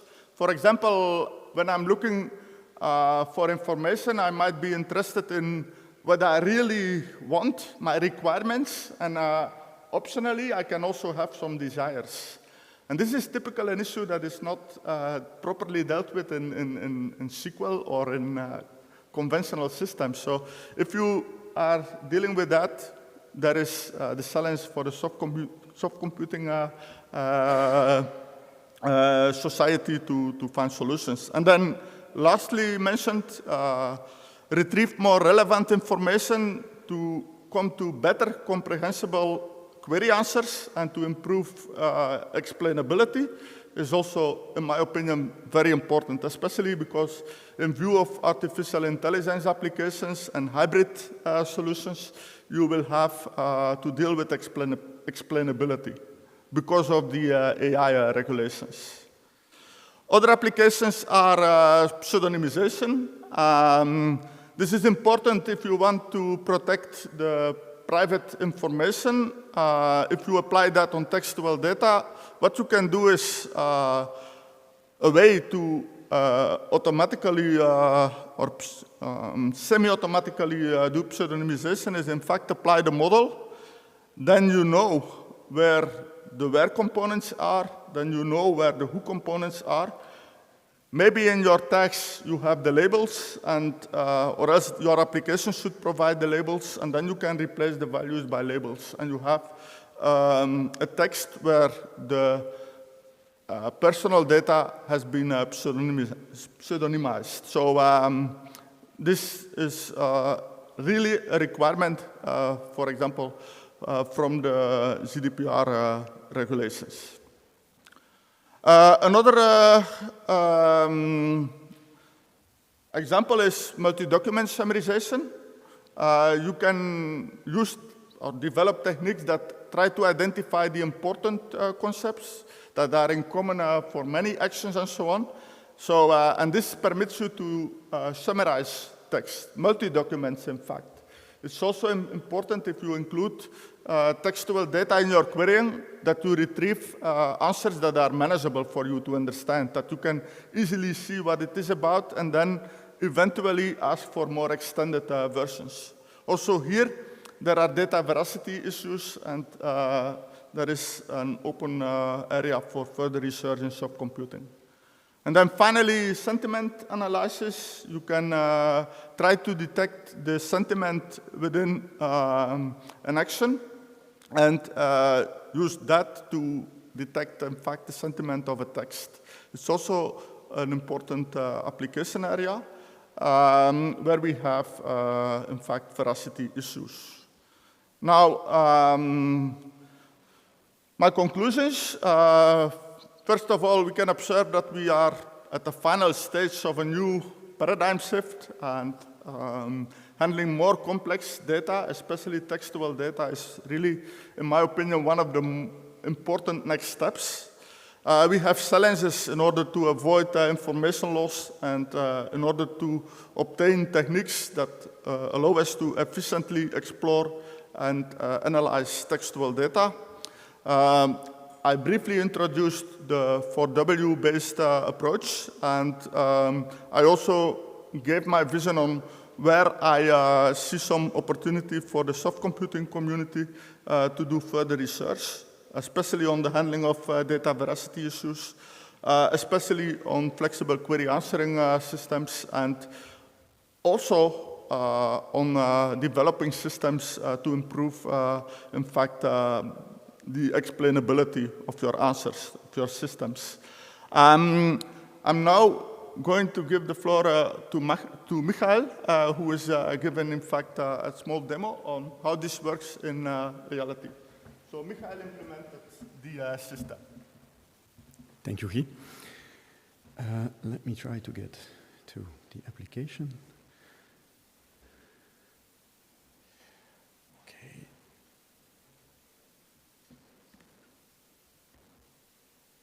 Make that full screen for you. Okay, so he has been talking about data and structured data, unstructured data.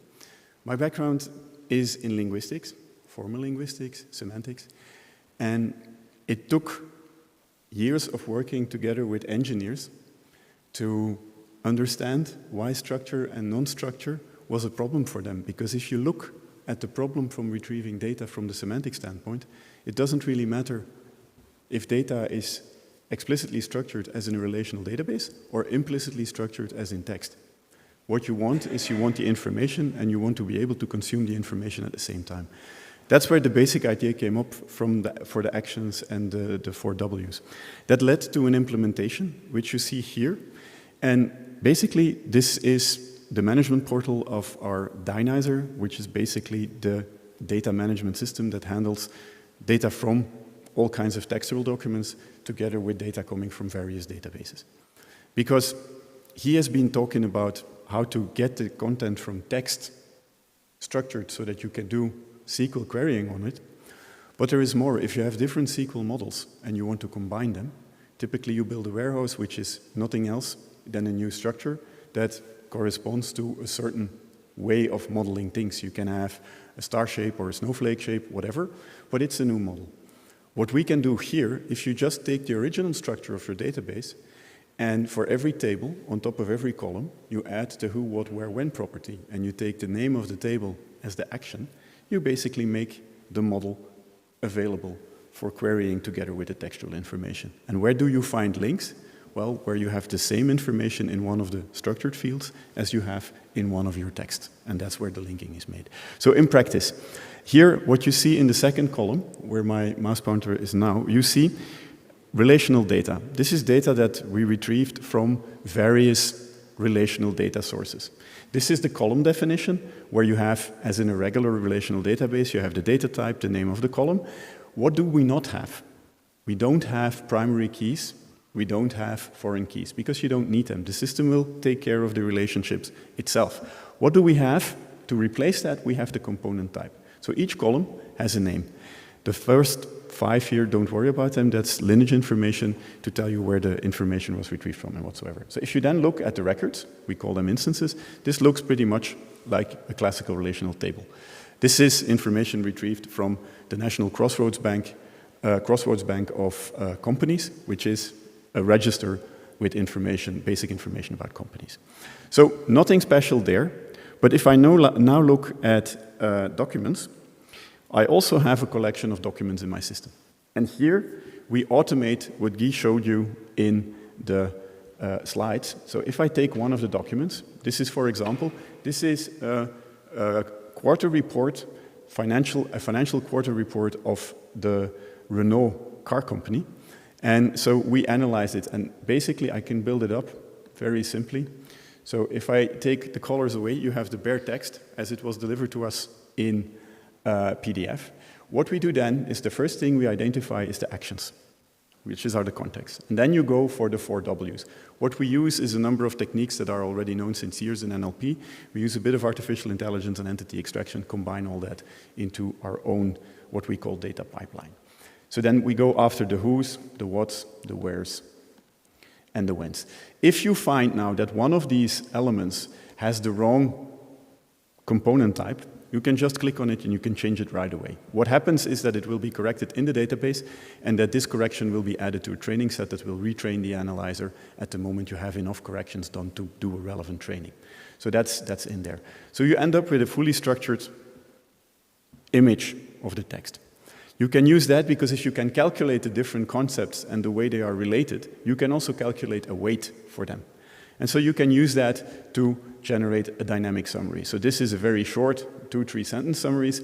If you make it longer, you will have actually a very accurate idea of the content of the text. This was tested by Guy's colleagues from the Faculty of Law on legal documents, and what we found was if you take 20% of the original length of the document as a summary, the summary is in 98.9% of cases representative and decently representative for the content of the original text. If you have the key segments, of course, you can highlight them in the text to what students do, to basically, I don't know whether they still do it. It was more from when we were young, but highlight in the text the important concepts. You can make that more or less selective with a slider. Can be very handy in some cases. You can generate a word cloud, which is just a different representation that allows you to navigate the text and to go to different parts. And we do also a tone analysis.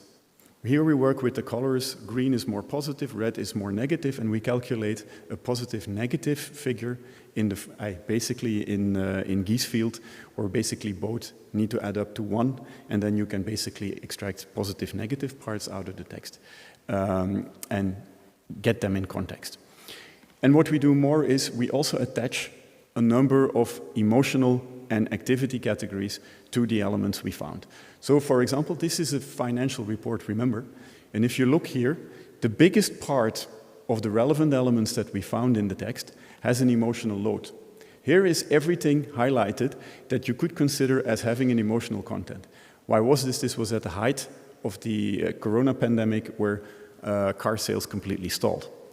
You have a number of elements that relate to time because it is a report over a certain period and so on.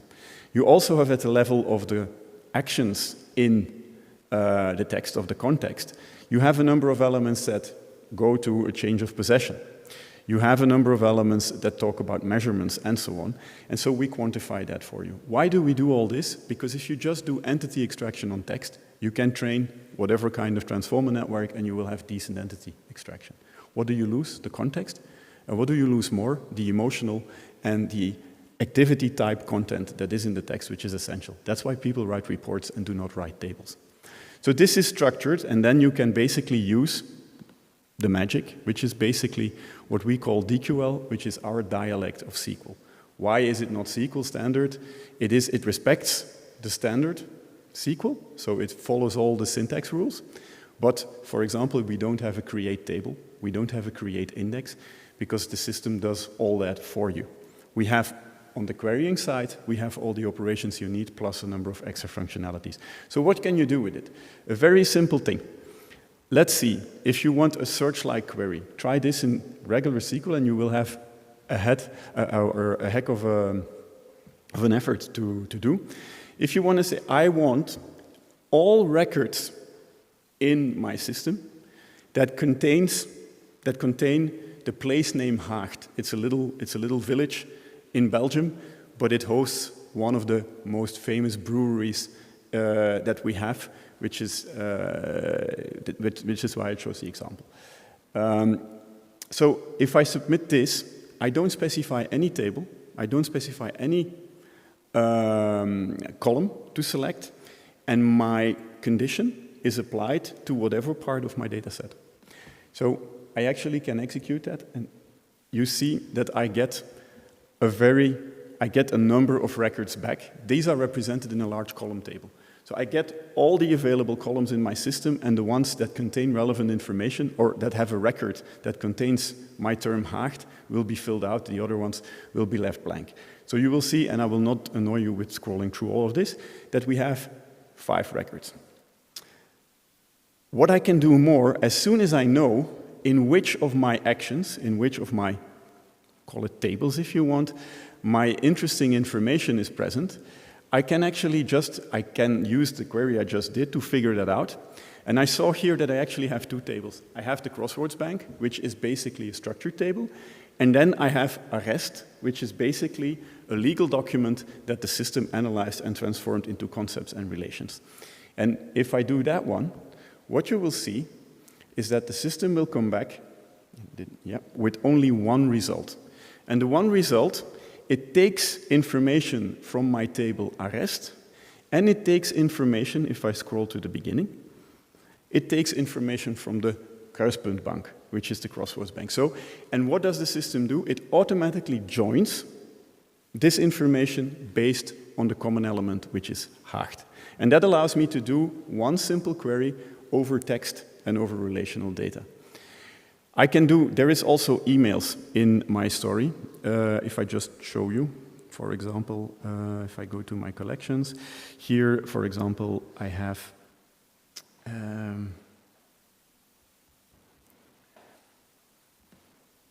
couple of emails from my colleagues. And basically, the different emails in the trail, they are actually subdivided in the sections. We do that automatically, and we identify the who's, the what's, the where's, and the when's. So what can you do with that then? Well, that's my next query example, and that's basically something that looks like, now I need to,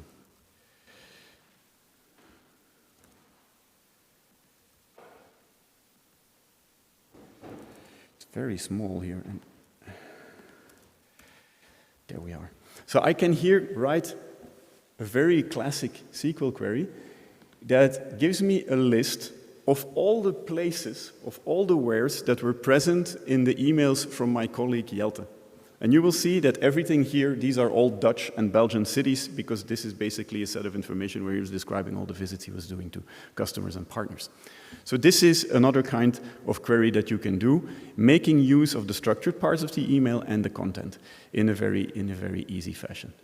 And then I wanted to show you a last example of some queries, which is one that is also in his slides, where he says, basically, I want to know all the people that can be linked to myself, which was the example on his slides. Here I made it slightly different. I said here, I want to know who is the employer of a person with the name Claire van Gorp, who happens to be my wife. So basically, if I run that, here also I don't need to specify where I'm looking for the information, but I say I only want people. I don't want places. And in this case, the name is not ambiguous, but imagine that my wife would have had the name Paris Hilton. Well, then it would, or just Paris, it would have been important to mention it as a who and not a where to get the appropriate result. So if I click on here, I only have one result, which was taken from a contract, an employment contract, and the employment contract is with the company Dynactionize NV. So this is the maybe not so attractive part of the demonstration from the visual viewpoint, but what can you do with this? What makes this more interesting than just regular search? Well, this is, for example, a dashboard that you can build. You see here the overview of the actions, call it tables, that I took from the system that you saw just and connected to the Power BI dashboard.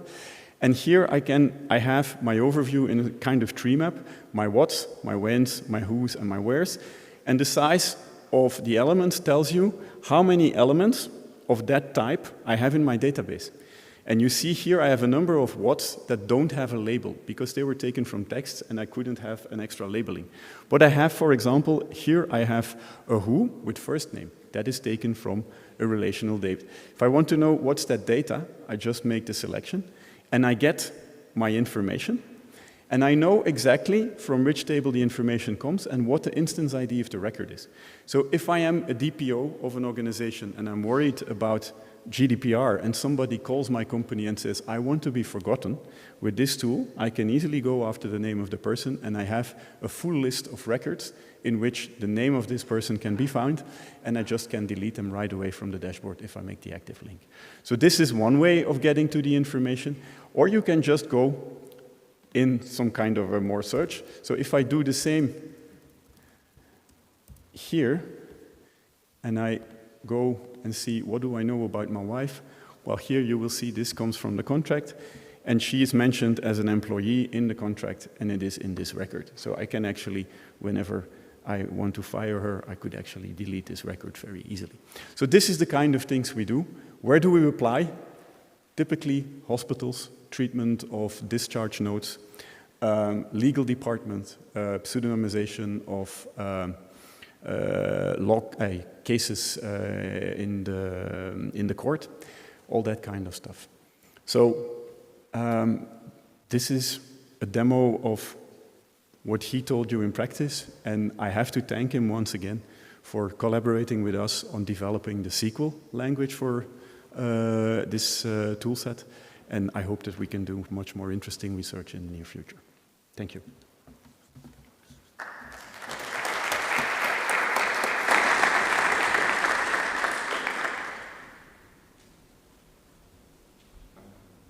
Yeah, my final slide. Thank you also from my part, of course.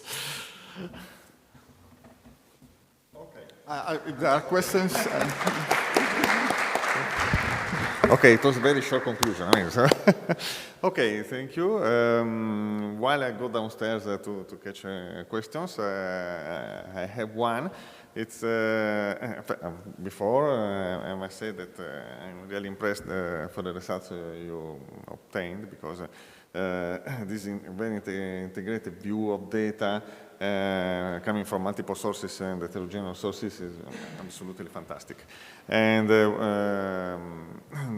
the question is, since we are in the European Union, in a context where, of course, we have official documents are written in the specific language of the country and so on, do you think that there would be a perspective of applying this approach in a context of multilinguality, in the context of the European Union for summarization or just retrieval of documents?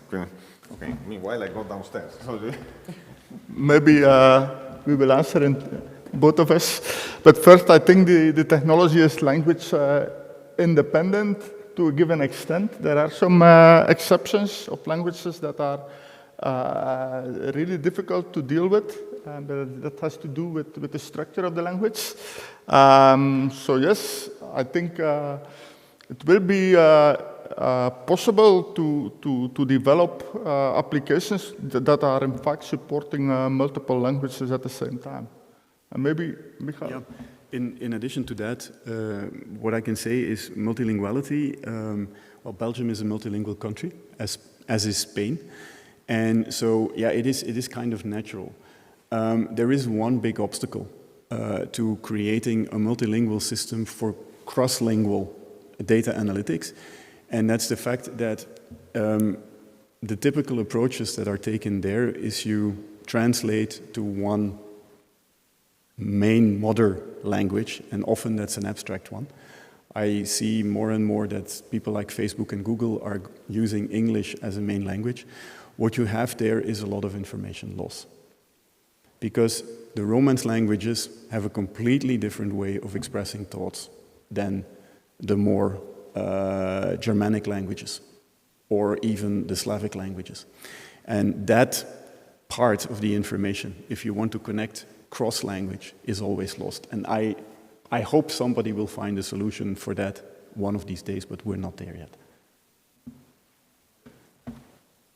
Thank you. Questions?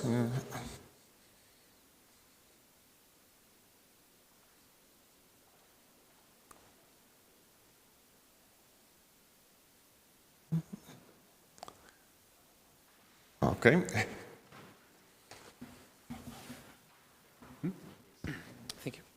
Well, thank you so much for the talk. It's impressive work. And I want to know how is the, you say that the summary have a good or bad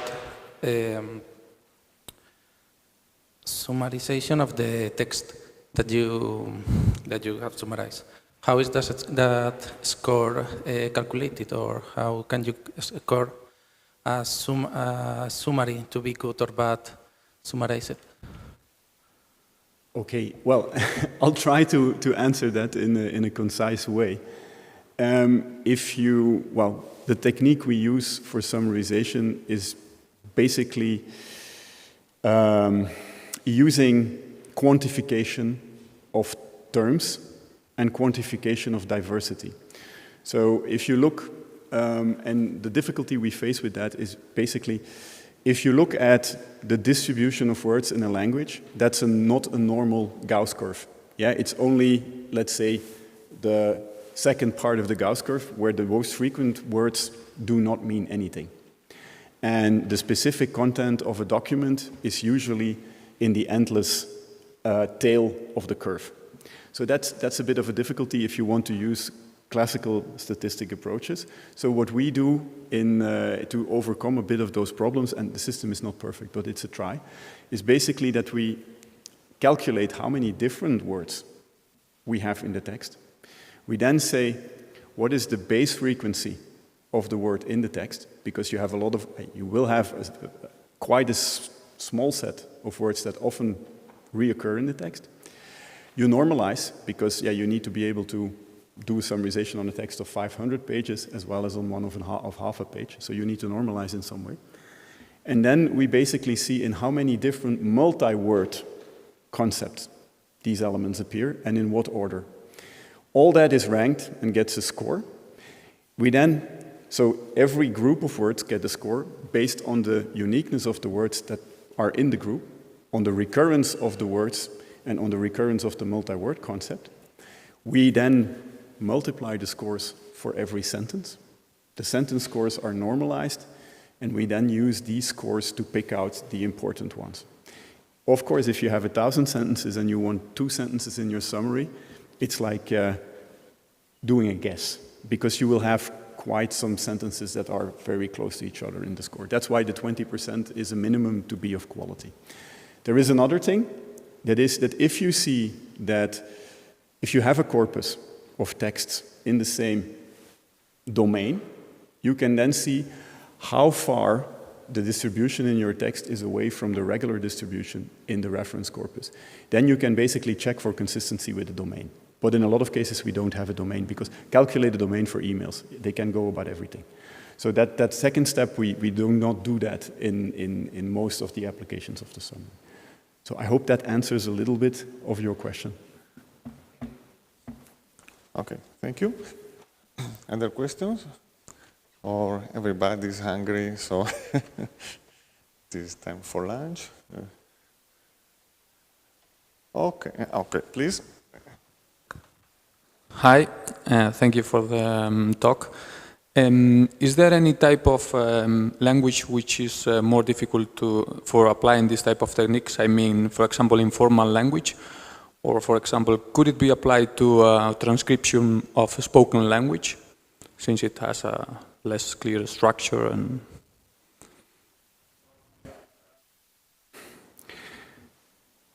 is there languages that are more difficult than others? Yes. For example, the Eastern languages, Japanese, Chinese, Korean, they are slightly more difficult to handle because they have a different way of structuring the sentence. So the verb will always be in the end, and you will have to use clitic elements, so morphological elements, to identify what the function of the word in the sentence is. But that's feasible. There is one family of languages that is almost impossible to parse with these techniques, and that's the ones that are very difficult to handle with classical AI as well. Hungarian, Turkish, Finnish. It's the same old European family of languages. And the problem there is that you need to know the meaning of a word in order to be able to identify what the meaning is of the additions they do to the word to form the sentence. And so if you do not have context and you don't have background knowledge, you can't parse the sentence. It's also why it is very difficult in the beginning to learn those languages as a human being. So these are extremely difficult. All the others are okay. The difference is also then you have well-written information, and for example, information coming from chats. If I see the messages my children send, I hardly understand what they write because it's completely different from what we know. Well, there, if you would work with classical NLP, you would have a lot of trouble. And that's why we have this mixed approach, where we train networks for, let's say, the stuff that is not covered by the classical rules, and then you can overcome. One of the biggest challenges in chats and emails and that kind of content is identifying what is a sentence and what is not a sentence, and what has been said by one person and what has been said by the other person. And there is various techniques that are described in literature as well, if you look a bit. What we use basically is we train a number of networks to identify sentence endings and speaker identification. And that works pretty well. Is the content perfect? No, because spoken language is not perfect either, so you will have to deal with that. What's wrong in the input, he said it, garbage in is garbage out, so it's not a system that solves the problem of the information. That's not possible. Okay, so thank you very much. I think we can go to have lunch. Thank you for the audience. Of course, thank you to Professor Guy Detrey and to Michael Brentz for, at least in my opinion, very nice presentation, and I hope interesting for everybody. Okay.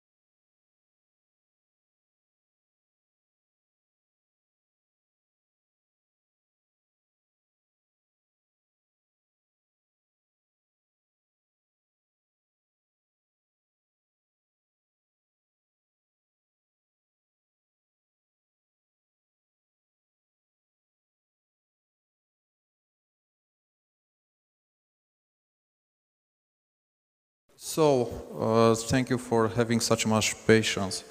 We should start a special session in CSIS about cybersecurity in future connected societies. Therefore, who has to... There.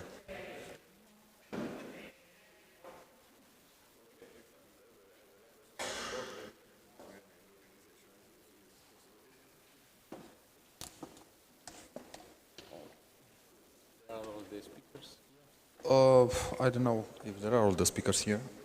There are a few of them. So who has to upload the presentation, please do it, yes.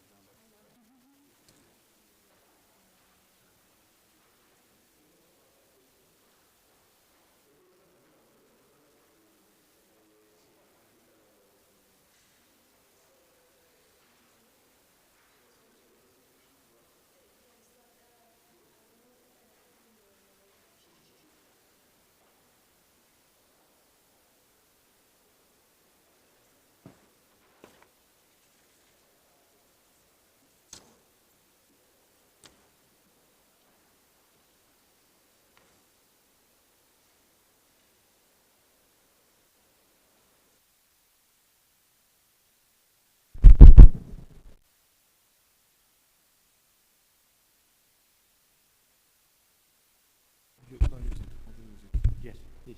Just talk to it. Yes. Is that enough? Good. Yeah. And then I don't need this. Okay. All right? Thank you.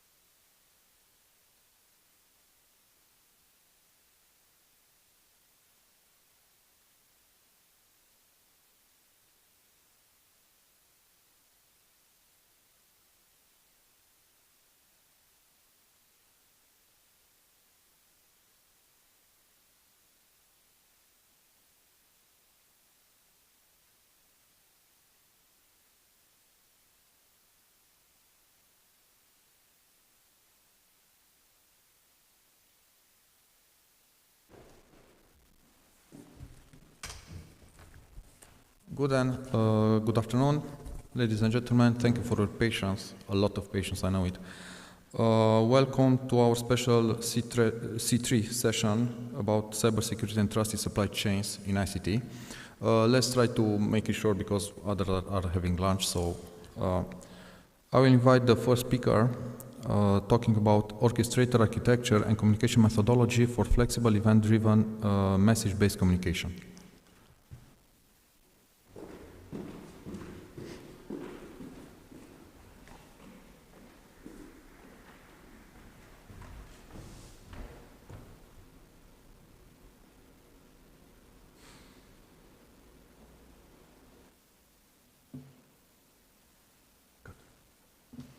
Yes, so hello everybody. My name is Daniela Delinsky and I am a PhD student at the Technical University of Cluj-Napoca from Romania. And today I will present you the article with the title Orchestrator Architecture and Communication Methodology for Flexible Event-Driven Message-Based Communication. And we have 4 authors, namely Rudolf Erdei, Daniela Delinsky, Emil Pașca, and Oliviu Matei. And this paper is based on our work on the BIACO project, which is a Horizon 2020 program. Yes, so here is a short outline about what I will talk. I will talk about the BIACO project, a short description, the development of the BIACO platform, the functional and non-functional requirements, the architecture of the orchestrator, and finally, the testing, validation, results, and conclusions. Yes, so the BIACO project is a holistic approach to system security assessment. The main goal is to build the trust in ecosystem and ecosystem components.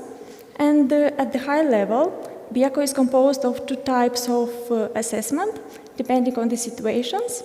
The design time assessment, which is for the source code, architecture, and for good practices, to find problems in the design time and in the implementation phase. And next one is the runtime assessment, which is finding the problems related to the behavior of the component. The BIACO platform is composed of a platform that includes an orchestrator and the platform UI, and a series of tools and services which connects to the platform to perform various tasks. The system can do the assessments on both, on the design time and the runtime. And this component can be a complete system with hardware and software parts. And this execution is controlled by the user that can also interact with the UI components from the tools themselves. Here are some functional and non-functional requirements for the orchestration. The main functional requirements are near real-time message processing and transfer, the message integrity, and the safety and security of the communication channel. And regarding the non-functional requirements, the fundamental ones are the atomicity, the throughput, and the scalability. Yes, so now I'll talk about the services layer, which are the tools themselves. Regarding the life cycle of a service, in this figure is depicted the finished state machine for it.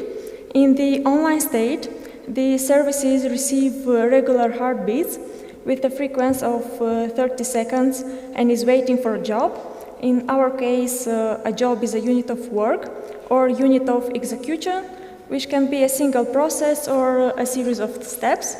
The next one is the configuring state. In this, the service is doing its setup phase in order to gather the required input for executions. And after that, after the configuring is done, the orchestrator can send the start message to all the services used in the current step at once. And in the running state, the service can perform its tasks as normal, either sending back data and events, or sending the results after finishing the finish status. And here I will talk about these interactions between tools and methodologies. Between them, we have this communication bus architecture. The main feature of this architecture are the safety and security of the communication channel, the resilience to outside threats, and the opt-in explicit message structure, which is managed by the register module. And now I'm going to talk about the orchestrator. This architecture of the orchestrator is divided in three-tier execution. First is the quick response. This is managed by the corresponding module and is executed with the highest possibility priority. Messages here can be errors, exceptions, and the system replies by shutting down the system or other mitigations actions. The next one is the methodology execution, which is managed by the router module, and it performs actions based on the type of messages that is incoming. This execution involves changing the current steps, orchestrating the start and stop of services, and starting and stopping of the job or other operations. And the third one is the Extensible reactions module. In this module, it has the least priority and is used to extend the functionalities of the system with the plug-in architecture in order to perform various miscellaneous tasks for the system, like uploading information to the UI. The presented communication methodology and orchestrator architecture were tested in a laboratory environment that include 10 microservices, and the interaction involved a 5-step methodology with 1 to 5 services running in parallel in each step. And the validating the proposed system was done with using more complex services with variable access modes, like ranging from local network to TCP-based internet access, and more complex behavior and services with large amount of data. In the results, we obtain the behavior score of 97%, which means that the most problems were dynamically detected and mitigated. And the problems remaining are namely the receiving messages at the wrong times. Regarding the execution tier, for each tier is the following. For the quick response, the average is 1 millisecond. For methodology execution, the average is 10 milliseconds. And for extensible reaction module is around 100 milliseconds. Here are some advantages and disadvantages of this proposed concept and architecture. Like the advantages, the light orchestrator and UI architecture, delegating responsibility to services, and the possibility to use third-party synchronous services. Disadvantages are the custom UI for service if complex interaction is necessary, and the proposed life cycle is mandatory. It means that the tool need to have that sequence of messages. And for further research and testing, we will work on optimizing the response of the system, the behavior modification for invalid messages, and to increase the resilience of the system. Thank you for your attention. And if you have questions. Thank you for the presentation. If there are any questions, please. Good, and I have some questions.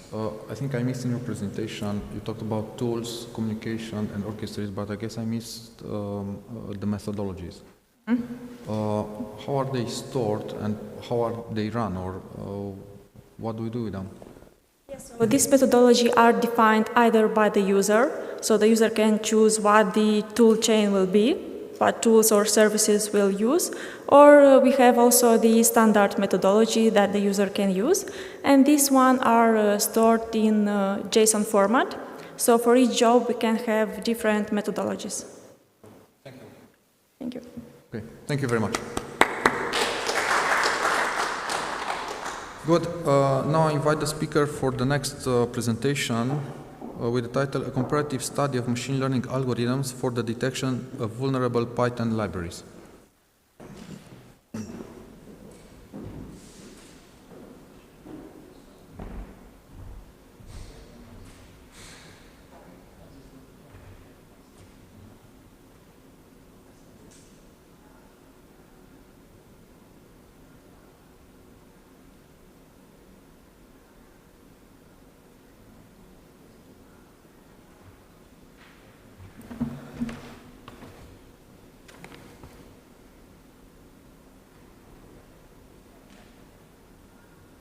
Hello. First of all, I would like to thank the attendees for your presence here today. My name is Laura Pérez Vilarelle, and I'm going to present the article, A Comparative Study of Machine Learning Algorithms for the Detection of Vulnerable Python Libraries. This work has been done by Eva Sotos, Javier Yepes, and myself under the auspices of Gradian, Vieco, and Egida. Now, I will present the outline. First, I will comment on some general aspects and the objective of the work presented. Then, I will detail the proposed approach to address the problem, as well as the stage developed. Later, I will talk about the implementation carried out and the evaluation of the results, and finally, I will present the conclusions obtained. Security breaches caused by software vulnerabilities become vital for companies, governments, or individuals. They are addressed by model-based security software design, making use of security guidelines and taking into account up-to-date collection of welcome vulnerabilities, among others. All of them can be complemented with tools to detect vulnerabilities in the source code.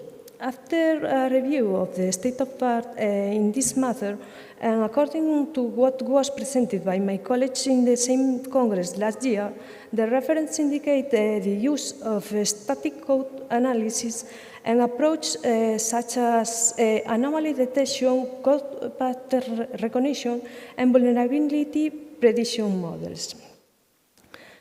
Therefore, this work aims to detection of vulnerabilities using machine learning or data mining techniques from a code resource. Specifically, we develop comparative machine learning models to detect the vulnerability or non-vulnerability of a real-world source code in Python languages. As I mentioned at the beginning of my speech, I will now present the approach developed to achieve the objective.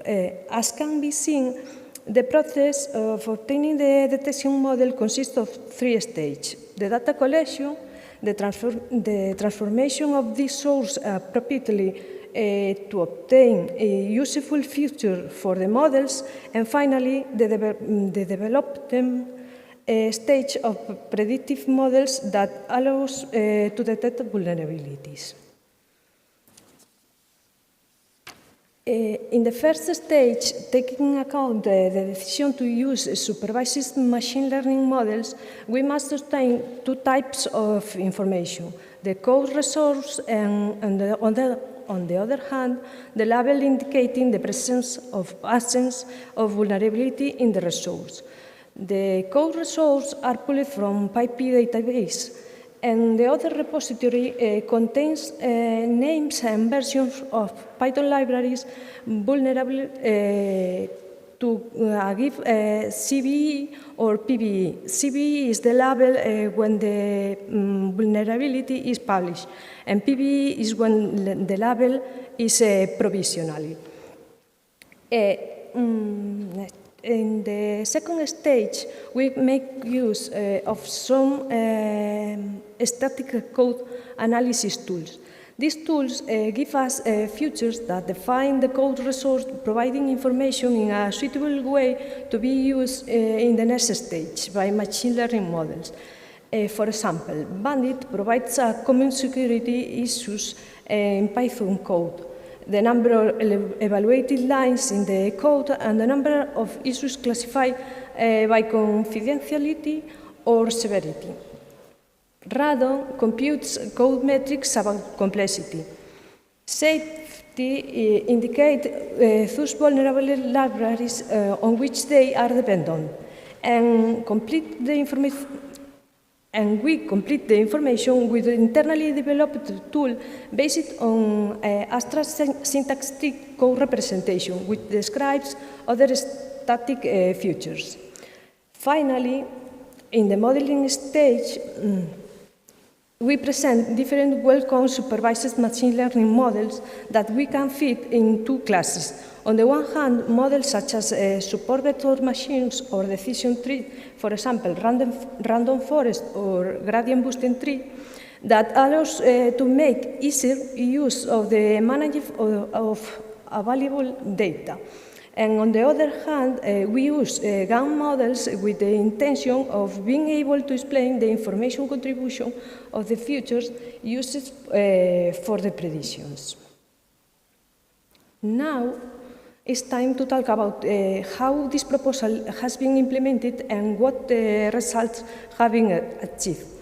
We have obtained more than 3,000 versions of different Python languages libraries, of which almost 2,000 are vulnerable and a few more than 1,200 are not. We have also achieved more than 100 different features with the help of static code analysis tools. From this data, exploratory data analysis is performed and causes a significant reduction in the data set. Considering only 84 features in the case of the 3 base models and 48 in the GAN model. Also, taking account the constraint of the models, it has been considered to filter the data set according to the presence or not of paired data. That is, we consider paired data when 2 versions of the same library are included in the dataset. For example, the vulnerable version and the security version. Finally, let's note that it has been implemented in Python program languages. Then, a comparative study of different models in several scenarios is progressively presented. In the first test, vulnerable and non-vulnerable libraries to a node CVE configure the dataset, but the number of samples is low. To solve it, libraries with provisional label have been added, and also models have been evaluated in paired and unpaired data scenarios, with the exception of GAN models whose constraints only allows their use with unpaired data. The results can be seen in the left table, and they show low adjustments for all models, and there is no indication of a significant difference between all of them. In the second test, context is added to recording the output feature. Table in the center shows the results achieved. In general terms, all of the models show a slight improvement after the transformation. The difference between the models are still not significant.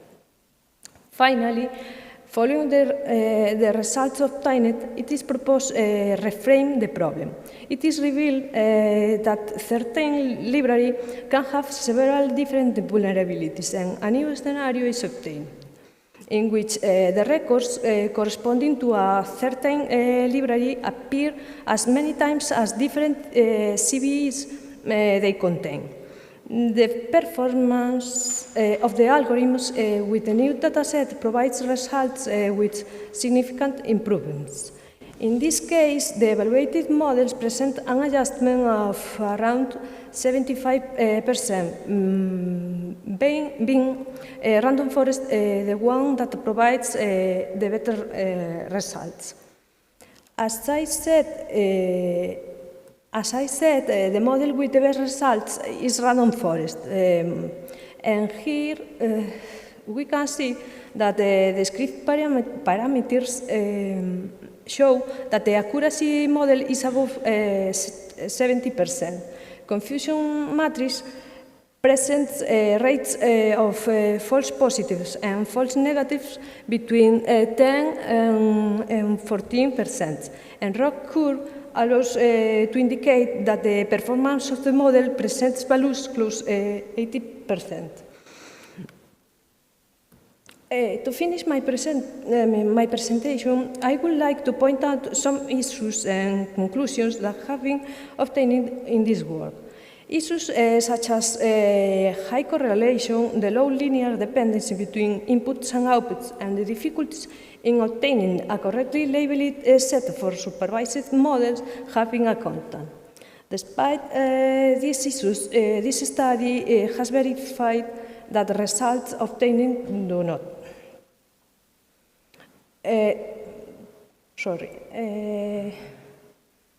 Has verified that the results obtained do not depend the choose model. The addition of records to the sample does not provide relevant improvements. A better context of the problem and recording the response provide slight improvements in the results, and only reframe the problem considering a new version of the dataset improve the results until it gets 75% of accuracy. In these conditions, we consider a future task improve the dataset obtaining and selection of futures used.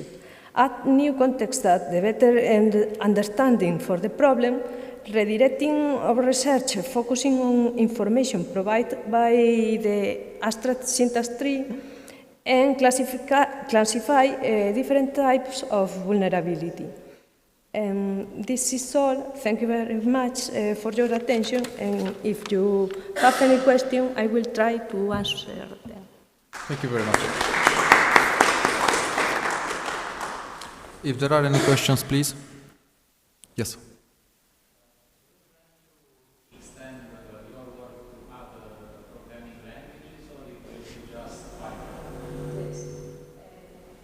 Expand other languages with Java or C++.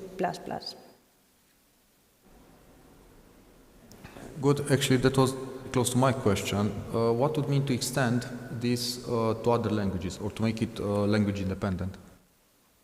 Sorry, Could you apply these methods, or to what extent these methods can be applied to other languages or to make it language independent? Not only Python, but as you said, C++, Java, whatever. No, independent. It depends entirely. Yes. Okay, good. Okay, any other questions, please? Good. Thank you very much. Okay.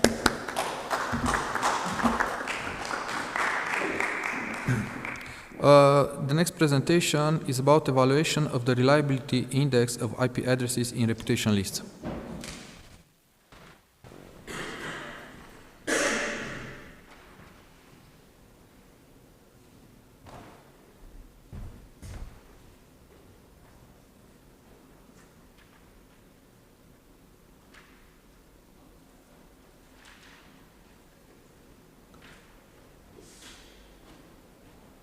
Okay, so hi everyone, I'm Alberto Miranda, I'm from the University of León, and I'm going to present my work called the evaluation of the reliability index of IP addresses in reputation lists. So in the last decades, the internet traffic has increased as the cyber attacks. There are a wide variety of methods and tools for detecting and preventing cyber attacks, such as the reputation list, also known as blacklist. The reputation list are a set of IP addresses belonging to malicious networks and criminal activities that generally are used for the control of access to entity or to networks. The reputation list belongs to private or public entities which are in charge of maintaining, adding new IP addresses or removing it. There are currently more connectable devices than public IPs, so that's an issue because they use the reassignment techniques, and then it's quite hard to have the IPs in a blacklist, knowing if there is a malicious one or not. That's why, for example, an IP that belongs of attacker or whatever can be reassigned, for example, to an ordinary household and still be in a blacklist. So this research aims to validate the reliability of the IP addresses contained in a reputation list.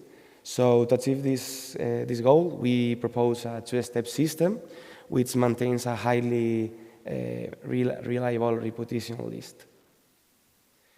Okay, so the main architecture of the system can be slide in different sections. First of all, the collection, processing, and normalization of the data, which I will talk later. Then the storage of all the data in a database. Then in another phase, the analysis and generation of the reports with all the statistics. And finally, the visualization of all the statistics and the data in Kibana. So in order to fit our system, we use some different data sources. The first one is the reputation list from public and private sources, from well-known entities such as INCIBE, Cisco, National Cryptographic Center. Other data source is the Suricata, which is an intrusion detection system operating in Skyle, which belongs to Universidad of León. And another data source is the machine learning models, which are also implemented in Skyle.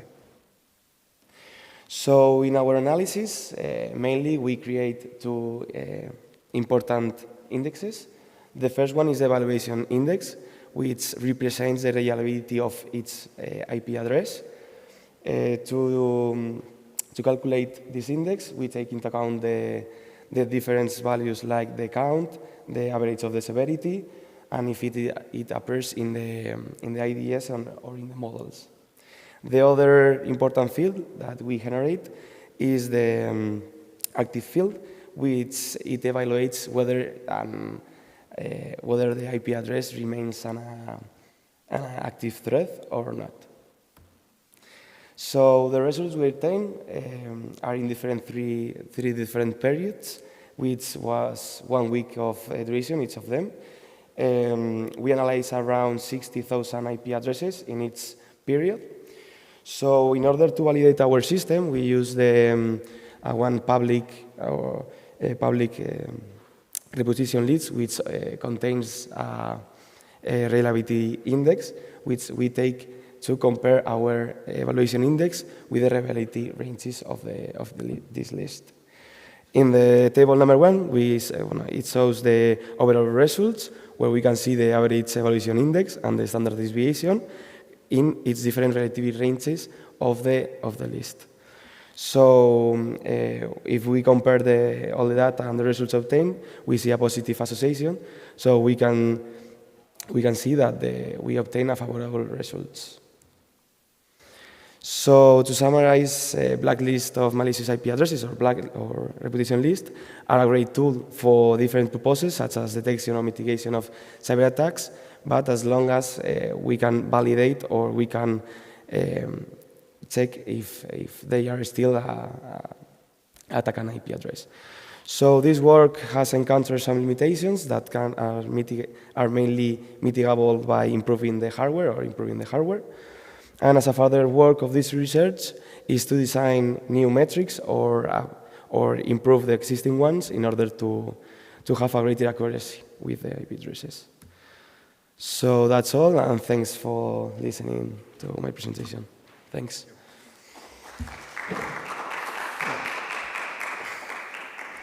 Questions, please? Good. Then I have a question. How do you query all those lists, IP lists?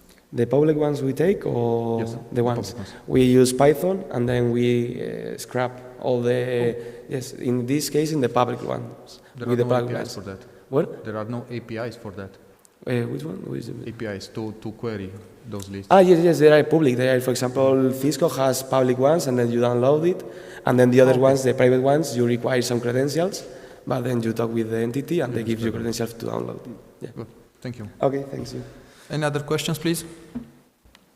Okay, then. Thank you very much. Okay, thanks.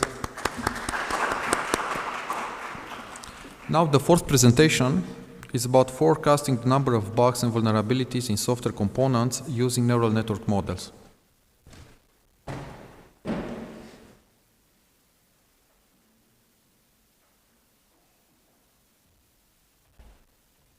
Okay.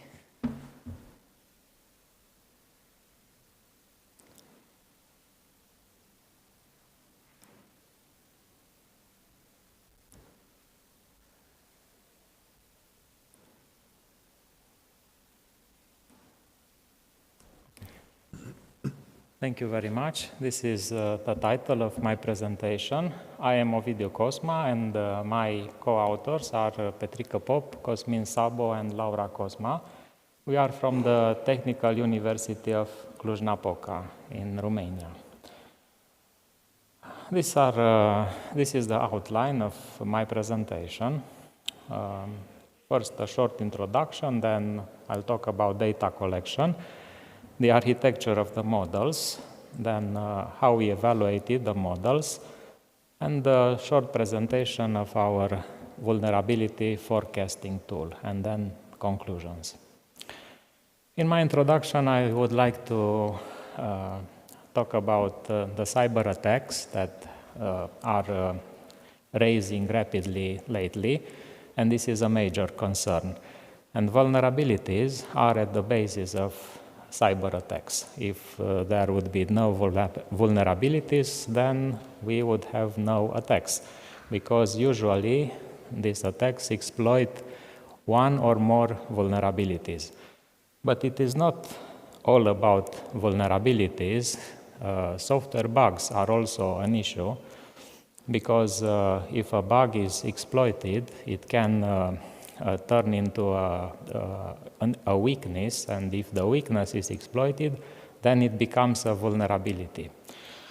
So, forecasting the number of bugs and vulnerability is an indication about the level of trust that a software component assures. In our work, we compared several neural network models for forecasting the bugs and vulnerabilities, and the input data are referring to two operating systems, Ubuntu operating system and ROS, Robot Operating System. We compared the results in terms of accuracy, trainability, and stability to configuration parameters. This is how we collected data. The sources of data are the National Vulnerability Database. It is the best database for vulnerabilities. And other information, other features about the Ubuntu operating system, we collected from the Canonical site, which is the developers of Ubuntu. For the robot operating system, we gathered information from a project named ROSIN, which have a GitHub repository. We have future plans. I'll show you on conclusions, but we are currently developing other models for Tomcat and Debian. We collected approximately 3,000 vulnerabilities of the Ubuntu operating system. And for the robot operating system, we have not such a large database of information. We have collected 2,120 bugs.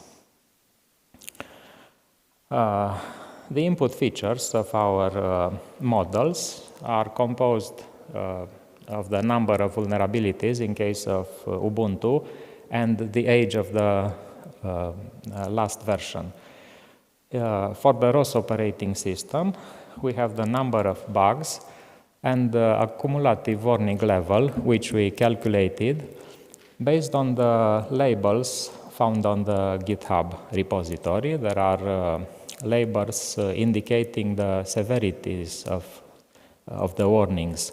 There are also warnings, not just bugs. Warnings and bugs, we calculated a warning level based on labels, and this is also an input feature to our models. Related to preprocessing, we simply applied z-score normalization to bring the average to 0 and the standard deviation to 1. This is the input features for the robot operating system. In blue are the number of vulnerabilities, and in red, the warning, cumulative warning levels. You see for the 6 months predictions, we have 4 types of predictions: monthly vulnerabilities and monthly averages for the next 2 months, next 3 months, and next 6 months. It can be easily observed that there is a correlation between the warning level and the number of vulnerabilities that will be discovered in the next month. These are our models that we compared, neural network models. We have LSTM, the first one in the left, then MLP, multi-layer perceptron model, which has more than one hidden layer. It has 3 hidden layers. This worked best for us, for our forecasts, and the convolutional neural net, the third one. This is how we build our models. We constructed a model factory, and because there is relatively limited data for training, we applied iterated k-fold cross-validation technique. And for parameter tuning, we used grid search. And we deducted the best set of parameters for configuration of the models. Then we altered slightly this set of parameters to find out how sensitive are the models to these little changes in parameters. A few graphs, forecasts. This is the forecasts of monthly vulnerabilities from the beginning of the Ubuntu operating system until the present month. This is for 2 months averages, 3 months averages, and 6 months averages. How we compared, because this is the main subject of my presentation. If we look from the left to the right, there are currently 2 operating systems, Ubuntu and ROS. Then we have 4 forecasting types: 1 month, 2 months, 3 months, and 6 months. For each type of forecast, we tested 3 types of neural network architectures, and then we modified slightly the configuration parameters of the models. And then, for each configuration, we trained 30 different models. There is a lot of processing power for this, but we did this only once, and we used the information for drawing our conclusion. To compare the accuracy, we simply selected the best model. You see on the right, the rectangle on the right, we selected the best model for each neural network architecture. This is the procedure that mainly contains a set of loops for accuracy comparison. And these are the results. Accuracy is expressed by the mean absolute error. And we can see that the convolutional neural net gave the best accuracy for the 2 months, 3 months, and 6 months forecasts, and multi-layer perceptron for 1 month, and LSTM surprisingly was the worst choice in this case. In the case of ROS operating system, the multi-layer perceptron gave the best results, and the LSTM again was the last one. About trainability, we used the data that we produced, I talked about earlier. So it's the same data because it's a lot of processing power required here. If we look now from the right to the left, we computed the standard deviation for the accuracy for each configuration. Ideally, if we train the model multiple times, we should expect to obtain the same result. But this is not the case because the gradient descent backpropagation has important random components. So it's each time we obtain something different, and the model is easy to train if these results are not so far one from another. And then if we go to 2 minutes, okay, I finish in 2 minutes. If we go to the left, we calculated the average of the standard deviation for each neural net architecture, and we can look, this is the procedure, the trainability comparison procedure, and these are the results. These are not the actual figures. We scaled the results to the range 0-100 just to be easier to compare.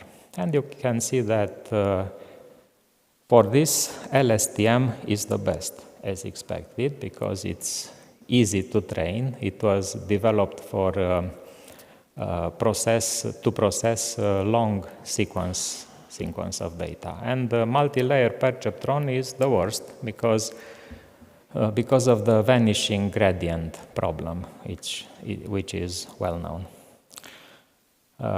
We have not one hidden layer because there are multiple hidden layers in the MLP model. In case of the ROS operating system, LSTM again is the best, not surprisingly, and MLP the worst.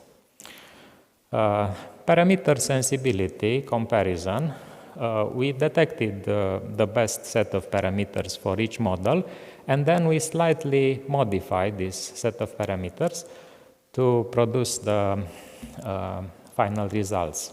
If we look from the right to the left, first we calculated the average accuracy for each configuration, and as a variant, we could select the best of the 30 models. We tried both variants, and there are not significant conclusions. So in the results from this paper, we used the average accuracy.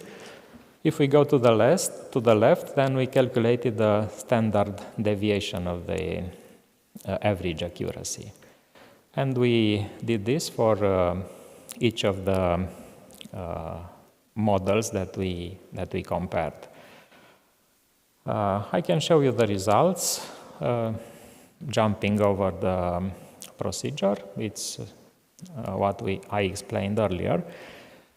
Here the MLP is the least sensitive to configuration parameters, and CNN and LSTM have high sensitivity. This is not necessarily a bad property, but it is an indication that the model is harder, more difficult to be trained.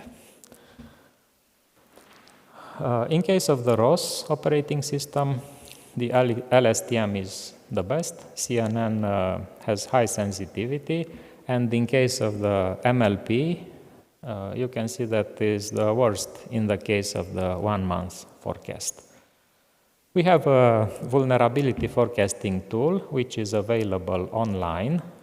It will have soon a REST API. The web interface is up and working. I will not enter there, but you can, if you want, you can see the URL. Conclusions and the future developments. I jump to the future plans because the other ones I already discussed. The first point is to add new models to our study. It's under development. And I think it is interesting to develop a genetic algorithm for improving the trainability of the MLP models, which are very promising, but they are hard to be trained with a gradient descent backpropagation. Again, this is the URL of our tool, and it is a component of the BECO project. And thank you very much for your attention.